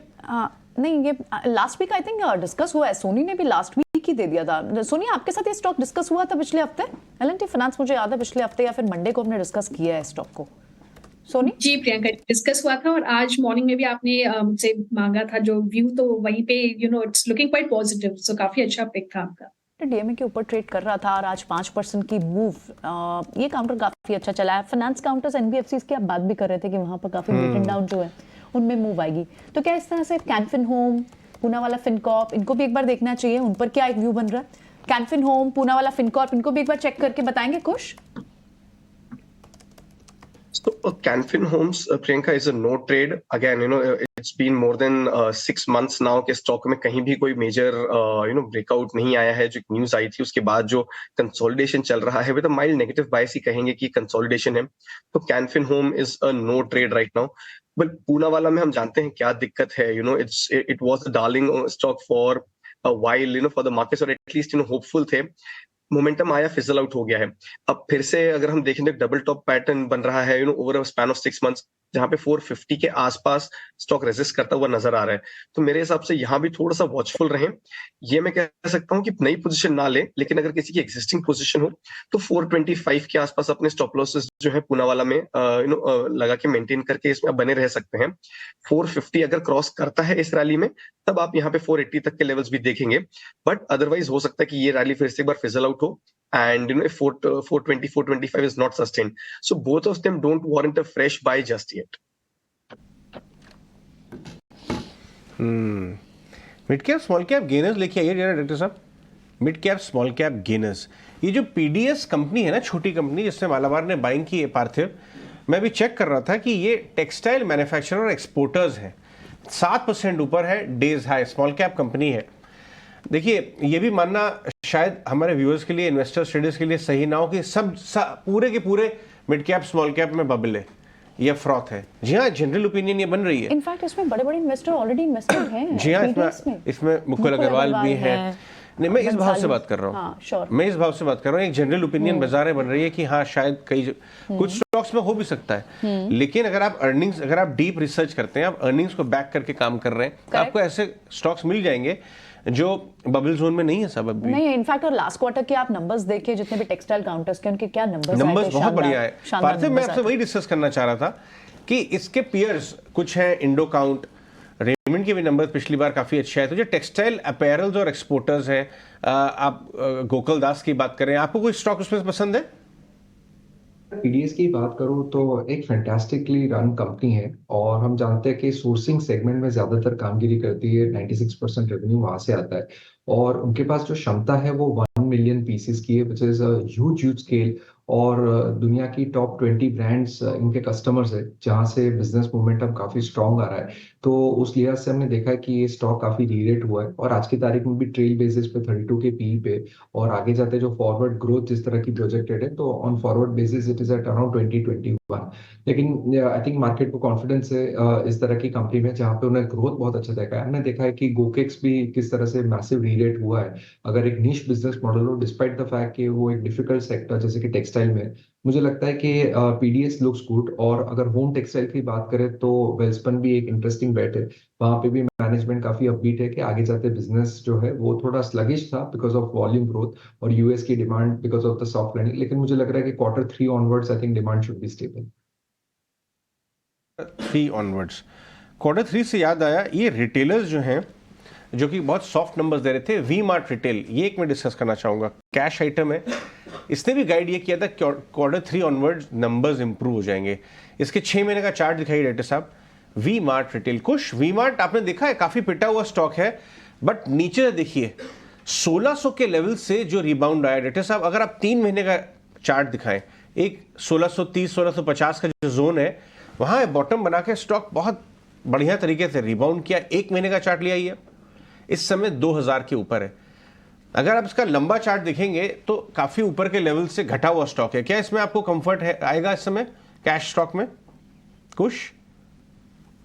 तो अच्छा, जिस तरीके का इसका मूव आया है, जो आप सही कह रहे हैं कि 1600 के आसपास का जो बेस बना के इसने अपस्विंग दिया है, अगर मैं सिर्फ उसी ड्यूरेशन को कंसिडर करूं तो बिल्कुल यहाँ पे एक अच्छा खासा अपसाइड है और मुझे लग रहा है यहाँ से और स्टॉक ऊपर जा सकता है।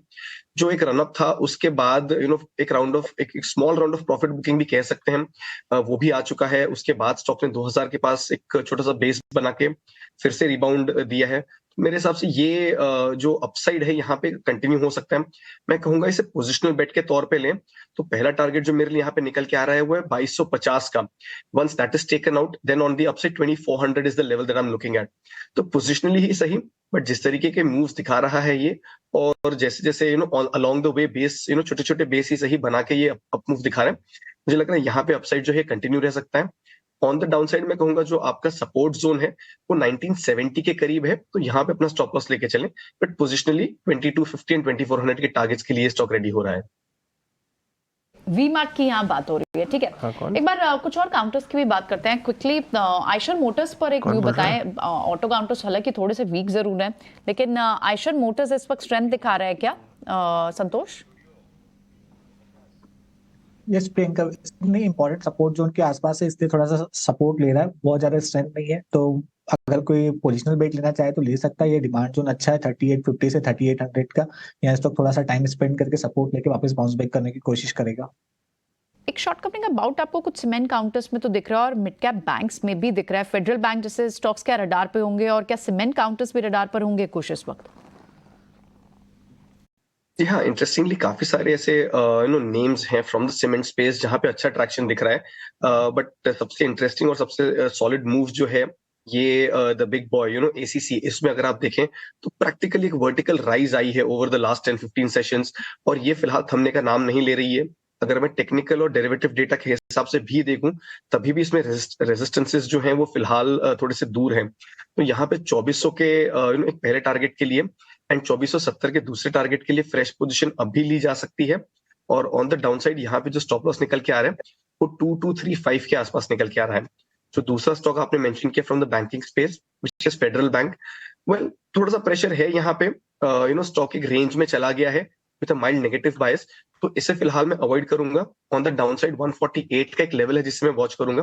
मेक और ब्रेक लेवल है, अगर यहाँ पे सस्टेन करके रिबाउंड करता है तब हम बाइंग के लिए कंसिडर करेंगे, वरना हो सकता है कि और नीचे स्लिप हो जाए to 144। So ACC is a buy, Federal Bank is on a wait and watch list. Okay, ठीक है, ऑलराइट। एसीसी अंबुजा में आज वैसे भी एक मूव है और इनफैक्ट पूरे ग्रुप स्टॉक्स में आपको मूव दिखाई दे रही है, लेकिन दूसरे कुछ और स्टॉक्स देखते हैं। हेवल्स को डिस्कस करते हैं। इनफैक्ट हेवल्स में एक अच्छा लॉन्ग बिल्टअप दिखाई दे रहा है, और इनफैक्ट हेवल्स और कुछ ऐसे स्टॉक्स जो ज़्यादा चले भी नहीं, हेवल्स भी और एक वोल्टास भी, ये भी एक अच्छी मूव में है। ये दोनों स्टॉक्स पर क्या नजरिया बन रहा है इस वक्त सोनी? हेवल्स में हम देखेंगे तो एक्चुअली 1400 का एक रेजिस्टेंस है, लॉन्ग बिल्टअप पोजीशन बन रहा है, बट अब जब तक 1400 के ऊपर आज क्लोज नहीं देता है तब तक शायद यहाँ पे थोड़ा सा सेलिंग प्रेशर नजर आए बिकॉज ऑफ द मार्केट का चॉपीनेस। बट डाउन साइड में भी 1380 का काफी अच्छा सपोर्ट बनते जा रहा है। सो एक कंसोलिडेशन, एक साइडवेज मूवमेंट रहेगा फ्रॉम 1380 टू 1400 के रेंज में। Either side of the range break करे तो ही उसमें फर्दर एक डिटरमिन हो सकती है कि फर्दर ट्रेंड कहाँ पे जा रहा है, but most likely on the long side ही बनेगा, यानी कि 1400 के ऊपर ब्रेक करने की कोशिश काफी जारी रहेगी आज के डे में। सो एक इंपॉर्टेंट रहेगा, 1400 के ऊपर अगर ब्रेक देता है तो उसके ऊपर हम देख सकते हैं 1440 के तरफ भी जा सकता है। सो ये काफी अच्छा है compared to the other stocks. और अगर हम वोल्टास की बात करें, वोल्टास में भी एक काफी मूवमेंट के बाद एक छोटा सा यहाँ पे प्रॉफिट बुकिंग नजर आ सकती है टुवर्ड्स 960। तो एक बाय ऑन डिप्स की सलाह रहेगी कि आपको अगर 960 के आसपास मिले तो ही आप इसमें एंटर कर सकते हैं। स्टॉप लॉस प्लेस कीजिए 945 का, वहां से बाउंस बैक करेगा अगेन टुवर्ड्स 980 990 के रेंज में। इनफैक्ट ये जो फार्मा स्टॉक्स है ना, वो मिड कैप स्मॉल कैप की तरफ भी अब रुझान आ रहा है। कुछ नैटको फार्मा और स्पार्क, ये दो स्टॉक देखिए हमारे लिए। इंडिया स्पेसिफिक बिजनेस है इनका ज़्यादा, लेकिन मिड कैप स्मॉल कैप की तरफ अब बाइंग दिख रही है। पहले सिर्फ लार्ज कैप चल रहे थे। दोनों में से कौन सा चार्ट बेहतर दिखता है आपको? तो अजय, उसका आंसर तो मैं आपको पहले ही दे सकता हूँ। टू बिगिन विद स्पार्क, ये स्टॉक हमारे रेडार पे अक्सर रहा है, काफी बार हमने रिकमेंड भी किया है। And God's grace and market willing, हमारे सारे टारगेट्स जो इसमें अचीव हुए हैं।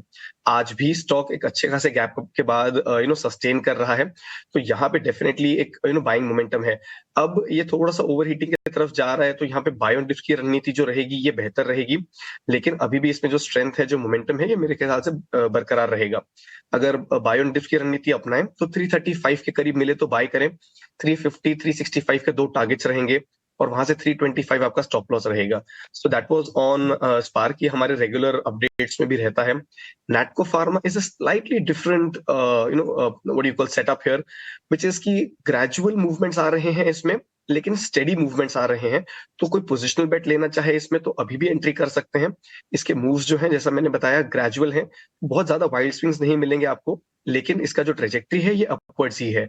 तो यहाँ पे जो मेरे लिए पहला टारगेट निकल के आ रहा है वो है 870 का, और उसके बाद जो दूसरा टारगेट है वो है ऑलमोस्ट 900 का, तो उसे राउंड ऑफ कर देते हैं टू 900। अब यहाँ से जो डाउन साइड है 800 के करीब अच्छा बेस बना है, तो विद इन दिस 800 टू 900 का range risk reward ratio favourable है। यहाँ से नैटको फार्मा पोजिशनली लॉन्ग कर सकते हैं।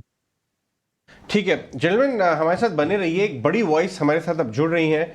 एक स्पेशल इंटरव्यू हम आपके लिए लेके आए एक ऐसे स्टॉक का जिसकी कमेंट्री आप सुनना चाहेंगे, और वो है कोल इंडिया। इनफैक्ट मीना साहब हमारे साथ जुड़ रहे हैं एक्सक्लूसिव इंटरव्यू के लिए। ये हैं कोयला सचिव हैं अमृतलाल मीना जी। अगर हम प्रोडक्शन की बात करें, मीना साहब बहुत बहुत शुक्रिया पहली बात तो हमसे बात करने के लिए। कोल इंडिया के स्टॉक के ऊपर लोगों की नज़र है, बहुत बढ़िया परफॉर्म कर रहा है, रिजल्ट्स बहुत अच्छे हैं, कमेंट्री बहुत अच्छी है। अगर हम प्रोडक्शन की बात करें, कोल प्रोडक्शन जो देश में हो रहा है इस समय काफ़ी स्टेबल रहा है, पावर डिमांड भी काफ़ी अच्छी रही है, क्योंकि सही मात्रा में पावर सेक्टर को कोल मिलता रहा है। अगर आप हमें बताएं कि इस समय थर्मल पावर प्लांट्स में ऑफ लेट किस तरह का सप्लाई चल रहा है, आप बता सकते हैं कि एवरेज कंजम्पशन के हिसाब से कहाँ पर सिचुएशन है अभी? देखिए, अभी कोल स्टॉक पोजीशन बहुत ही संतोषजनक है। देश में कुल लगभग 94 मिलियन टन कोल उपलब्ध है और थर्मल पावर प्लांट एंड पर 32 मिलियन टन कोल उपलब्ध है। पिछले साल की तुलना में कुल स्टॉक अवेलेबिलिटी लगभग 23% अधिक है। मेरा साहब, जब हमने आपसे पिछली बार बात की थी तो आपने बात बताई थी कि थर्मल पावर प्लांट्स जो है वो इंपोर्ट भी कर रहे हैं थोड़ा बहुत तो कोयला, छोटी मात्रा में, ब्लेंडिंग के हिसाब से, क्योंकि डिमांड अचानक काफ़ी ज़्यादा बढ़ गई थी। क्या वो अब इंपोर्ट, अब क्या ये कॉल ले रहे हैं कि उसे कम किया जाए, चीज़ें बेहतर हो रही हैं, सब कंट्रोल में है इन्वेंट्री कोल की? देश में कोयले के आयात को कम करने के लिए हमारे देश में जिस प्रकार का कोल उपलब्ध है उसका उत्पादन बढ़ाना हमारी मीडियम टर्म और लॉन्ग टर्म प्लान का हिस्सा है। इसके अंतर्गत प्रतिवर्ष उत्पादन में लगभग 12% की वृद्धि सुनिश्चित की जा रही है। इसका परिणाम यह हुआ है कि पावर सेक्टर में जो ब्लेंडिंग के लिए कोयले का इंपोर्ट होता था लास्ट ईयर 26 मिलियन टन था अप्रैल से लेकर दिसंबर तक। इस साल ये घट करके 17 मिलियन टन हो गया है। तो इस प्रकार सतत ये प्रयास है कि थर्मल पावर प्रोजेक्ट्स के लिए जो ब्लेंडिंग के लिए कोयले की आवश्यकता है उसका इंपोर्ट नहीं करना पड़े, और इस दिशा में लगातार प्रयास जारी है। ऑलराइट, बिल्कुल मीना जी, आपने जैसा से बताया कि कोल की इंपोर्ट पर कहीं ना कहीं निर्भरता घटी है, तो क्या हम ये मान सकते हैं कि आने वाले कुछ सालों में पूरी तरह से सब्स्टिट्यूट हो जाएगा डोमेस्टिक थर्मल कोल ही? कितना सिग्निफिकेंटली कंट्रीब्यूट कर पाएंगे हम इस अचीवमेंट में? बिल्कुल, यह हमारी जो दीर्घकालीन योजना है उसका हिस्सा है, जिसके अंतर्गत कोल इंडिया लिमिटेड, बाकी CPSUs, कैप्टिव एंड कॉमर्शियल सभी के प्लान्स है प्रोडक्शन के। तो उस ग्रेड का कोल जो अपने देश में उपलब्ध है उसकी इतनी अधिक प्रोडक्शन सुनिश्चित करना है कि मार्च 31 2026 तक हम लोग आयात को प्राय शून्य कर सके। हालांकि उस ग्रेड का कोल जो हाई ग्रेड का कोल होता है, कोकिंग कोल होता है, जो अपने देश में जिसके रिजर्व नहीं है, उसका आयात जारी रहेगा, परंतु जो कोयला अपने देश में उपलब्ध है उसका आयात नहीं करना पड़े, इसके लिए योजना है, उस पर अमल हो रहा है, और वार्षिक जो लक्ष्य उत्पादन वृद्धि के रखे गए हैं उसके अनुरूप उपलब्धि सुनिश्चित हो रही है। मीना साहब, ये बताइए कोल डिमांड किस तरह से चल रही है इस समय, ट्रेंड्स किस तरह से आ रहे हैं, पावर सेक्टर से, नॉन पावर सेक्टर से, अगर इस बारे में बताएं। देखिए, कोल डिमांड में पिछले साल की तुलना में इस साल वृद्धि हुई है 6-7% की, और हम लोगों ने उसके हिसाब से आपूर्ति सुनिश्चित करी है। जहाँ तक नॉन रेगुलेटेड सेक्टर की बात है तो पिछले साल की तुलना में लगभग 30% अधिक क्वांटिटी सप्लाई की है, और हमारा जो ऑक्शन में प्रीमियम आता है लास्ट ईयर की तुलना में इस साल प्रीमियम में काफ़ी कमी आई है, जो यह निरूपित करता है कि देश में कोयले की ओवरऑल उपलब्धता में काफ़ी सुधार हुआ है। ओके, तो मीना साहब, कोल इंडिया क्योंकि एक्सपेक्टेड है ये बेनिफिट होगा अगर हायर वॉल्यूम्स होते हैं और of course auction prices over the medium term hall बढ़ते हैं, तो क्या आप हमें बता सकते हैं कि कोल इंडिया के कैपेक्स एक्सपेंशन प्लान कैसे हैं और आपकी साथ ही प्रोडक्शन टारगेट्स क्या रहेंगे कोल इंडिया के? कोल इंडिया बहुत ही उत्कृष्ट प्रदर्शन कर रही है। यदि आप मार्केट कैपिटलाइजेशन देखोगे तो पिछले लगभग एक वर्ष में करीब 40% की वृद्धि हुई है, जो यह प्रदर्शित करता है कि कोल इंडिया अपने लक्ष्यों के मुताबिक जो MOU टारगेट्स है उसकी उपलब्धि हासिल कर रही है। कोल उत्पादन का जहाँ तक प्रश्न है, कोल इंडिया का अपना 1.25 बिलियन टन का लक्ष्य है, उसके तहत प्रोडक्शन कर रही है। Last year 703 million tonne production किया था, इस साल 780 मिलियन टन के प्रोडक्शन का लक्ष्य रखा गया है। अगले साल ये 850 मिलियन टन का लक्ष्य रखा गया है। कोल इंडिया अपनी एग्जिस्टिंग माइंस की कैपेसिटी बढ़ा रही है, साथ ही साथ नई माइंस और पुरानी अबेंडेंट माइंस को पुनः चालू करने पर बड़े पैमाने पर काम कर रही है, जिसके सार्थक परिणाम आ रहे हैं।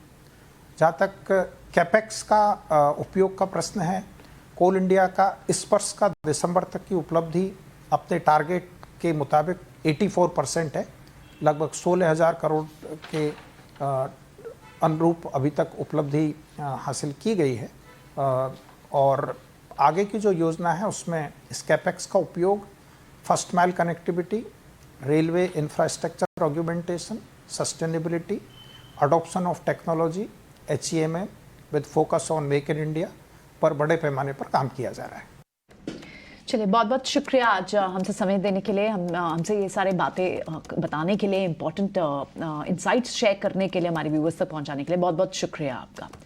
तो कोल सेक्रेटरी जिनसे हम बात कर रहे थे और क्लियरली बता रहे थे कि इंपोर्टेड कोल पर निर्भरता कम हो रही है और इनफैक्ट डोमेस्टिक सब्स्टिट्यूशन बहुत जल्द देखने को मिलेगी, और उन्होंने अपने कोल टारगेट्स भी बताए इस दिसंबर तक के लिए, और साथ ही अपने कैपेक्स और एक्सपेंशन प्लान भी बताया। अभी थोड़ी देर पहले जो हम डिस्कस भी कर रहे थे अजय, कितने बड़े व्यूज आपको लगता है ये मिले हैं, क्योंकि आप जो टारगेट्स की बात करें जो बाजार में ऑलरेडी डिस्काउंटेड है, जिसके चलते देखिए सबसे बड़ी बात ये जो आखिरी जवाब था ना उनका, वो सबसे काम की बात है, क्योंकि यहाँ पे कोल इंडिया, कोल सेकी की जो भूमिका है, मीना साहब एक तरह से इंडिया के कोल सेक्टर के रिप्रेजेंटेटिव के तौर में बात कर रहे हैं। और मैंने भी अब थोड़ी देर पहले बताया था कि कोल इंडिया ने 25 ईयर 26 दोनों की प्रोडक्शन वॉल्यूम के टारगेट बढ़ाए हैं। बहुत बड़ी बात है ये। 80% दूसरी तरफ 24 में जो ऑनगोइंग ईयर है उन्होंने 80% वॉल्यूम टारगेट का ऑलरेडी अचीव कर लिया है, मतलब ओवर अचीव किया है। Correct. ये हाल है इंडिया की पीएसयूज का जो लोग समझ नहीं रहे। हायर एफिशिएंसीज, ऑपरेशन एफिशिएंसीज, जबरदस्त प्रॉफिट, इसलिए कोल इंडिया का स्टॉक पिछले 6 महीने 65% चला है। ये इशू है। करेक्ट। तो बहुत शानदार गाइडेंस, बहुत शानदार कमेंट्री निकल के आई है। और कोल इंडिया पे एक क्विक चेक पे ले लेता हूं मैं। हमारे साथ हमारे पैनलिस्ट जुड़ रहे हैं, संतोष मीना, सोनी पटनायक, कुश। कोल इंडिया में जबरदस्त तेजी, जरा बताइए तो क्या अगर मैं लेके बैठा हूं रुका रहूं या मुझे मुनाफा वसूल कर देना चाहिए?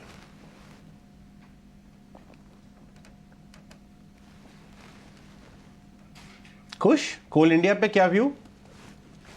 सो अजय, यहाँ पे मुझे लग रहा है थोड़ा सा प्रॉफिट बुकिंग कर लेना विल बी एडवाइजेबल। तो कारण है कि हल्का सा आरएसए नेगेटिव डाइवर्जेंस का सेटअप इस पे हमें बनते हुए दिख रहा है, तो थोड़ा सा वॉचफुल रहना जरूरी है। थोड़ा सा प्रेशर स्टॉक पे आ सकता है। प्लस 400 के जो एक लेवल है साइकोलॉजिकल है, प्लस अगर आप डेरिवेटिव डेटा देखें तो उस हिसाब से भी एक अच्छा खासा बेस बनता हुआ नजर आ रहा है। तो हो सकता है कि अच्छे रनअप के बाद थोड़ी सी प्रॉफिट टेकिंग आए, but that is not to say that कोई यहाँ पे स्ट्रक्चरल चेंज हो रहा है। This is just a round of profit booking that we are expecting. तो फिर से अगर आपको 375 और 380 के जोन्स पे फिर से मिले तो बाय करके चलें। तो बाय ऑन डिप्स की रणनीति रहेगी। एग्जिस्टिंग पोजीशन जो रहेगा, मैं कहूंगा यहाँ पे थोड़ा सा प्रॉफिट बुकिंग कर लें। अब 375 380 के जोन्स में आपको मिलता है तो 400 को पहला टारगेट बनाएं और 425 को दूसरा टारगेट बनाएं, और स्टॉप लॉस जो रहेगा वो 360 करीब रहेगा। तो एग्जिस्टिंग पोजीशन प्रॉफिट बुक करें और डिक्लाइंस पे और ऐड करते हैं।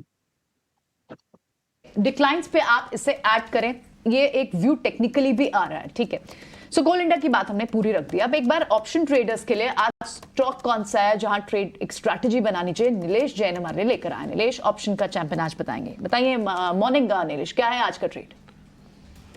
मॉर्निंग। बिल्कुल, देखिए मार्केट में दोनों ही साइड्स के ट्रेड स्पॉट हो रहे हैं और जिस हिसाब से 2 ट्रेडिंग सेशन में लगातार एक बड़ी गिरावट हम देख रहे हैं, उसके चलते मेटल स्पेस में थोड़ी प्रॉफिट बुकिंग हम यहाँ पे एक्सपेक्ट करके चल रहे हैं। तो हिंडाल्को एक शार्प रनअप के बाद यहाँ पे एक पहला इंडिकेशन मिल रहा है कि हमें यहाँ से और गिरावट इस पर्टिकुलर काउंटर में देखने को मिल सकती है। इसीलिए इस गिरावट को प्ले करने के लिए 600 का पुट ऑप्शन जो 19 से 20 रुपीज के बीच में फिलहाल ट्रेड हो रहा है, इसे लॉन्ग करने की सलाह होगी। एंड अपसाइड में अगर इस पुट ऑप्शन की बात करें तो टारगेट निकल के आ रहे 27 रुपए से लेके 30 रुपए तक के। तो 27 रुपए के टारगेट को ध्यान में रख के स्टॉप लॉस रखना होगा 15 रुपए का। 600 का पुट, इसे लॉन्ग करने की सलाह होगी। अगर इन टर्म ऑफ रुपीज देखें तो लगभग 5,600 रुपए का यहाँ पे रिस्क है एंड 1:2 का रेशियो है। 11,200 रुपीज तक के रिवॉर्ड यहाँ पे बनते हुए नजर आ सकते हैं। अगर अंडरलाइन की बात करें तो यहाँ पे 585 से 580 तक के रेंज में हमें हिंडाल्को जाता हुआ नजर आ रहा है। और यहाँ पे गोइंग फॉरवर्ड अनवाइंडिंग भी देखने को मिल रही है डेरिवेटिव डेटा देखे तो ओवरऑल हिंडाल्को में बिकवाली का ट्रेड होगा।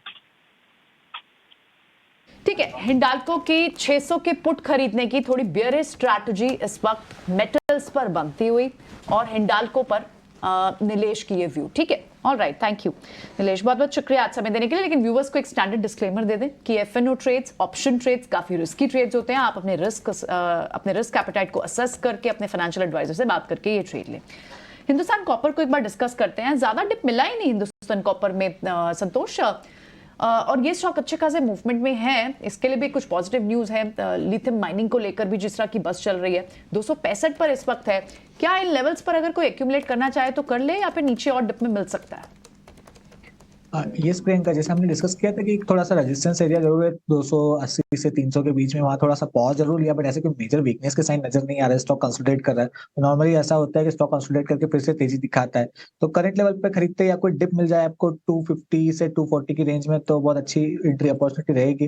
अगर 250 से 240 के बीच में डिप मिलता है तो आपके लिए स्टॉप लॉस रहेगा 228 का, और वहां से बाउंस बैक करता है तो फिर 330 तक के टारगेट देखने को मिल सकता है।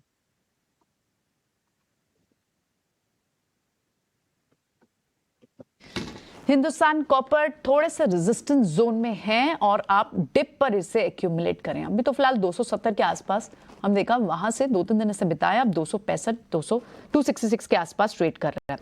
ठीक है, बढ़ते हैं आगे। और इनफैक्ट आज सुबह हम जब डिस्कस कर रहे थे वीएसटी इंडस्ट्रीज को, क्या एक रब ऑफ आपको दिख सकता है दूसरे स्टॉक्स में भी। आईटीसी के पास सम ऑफ पार्ट्स में ऑफकोर्स बिजनेस भी है, और आज आप देख रहे हैं एफएमसीजी का भी एक ट्रिगर है कि एफएमसीजी काउंटर्स भी चल रहे हैं और दूसरा कॉम्बिनेशन ये। तो आज 1.25% तक की आपको तेजी आईटीसी पर दिख रही है। पर क्या आईटीसी एक अच्छा काउंटर है जो जैन सीरीज में रख भी सकते हैं सोनी? जी definitely Priyanka ji, ITC in fact 460 का काफी अच्छा सपोर्ट बनते जा रहा है और एक उसका जो ऊपर का लेवल जहां पे वो टेस्ट कर सकता है फॉर जैन सीरीज वो है 490 495 के रेंज में। सो इसी रेंज में आप प्ले आउट कर सकते हैं और towards any small declines towards 460 आप इसको एक्यूमुलेट भी कर सकते हैं और वहां पे टारगेट ले सकते हैं 490 495 फॉर जैन सीरीज।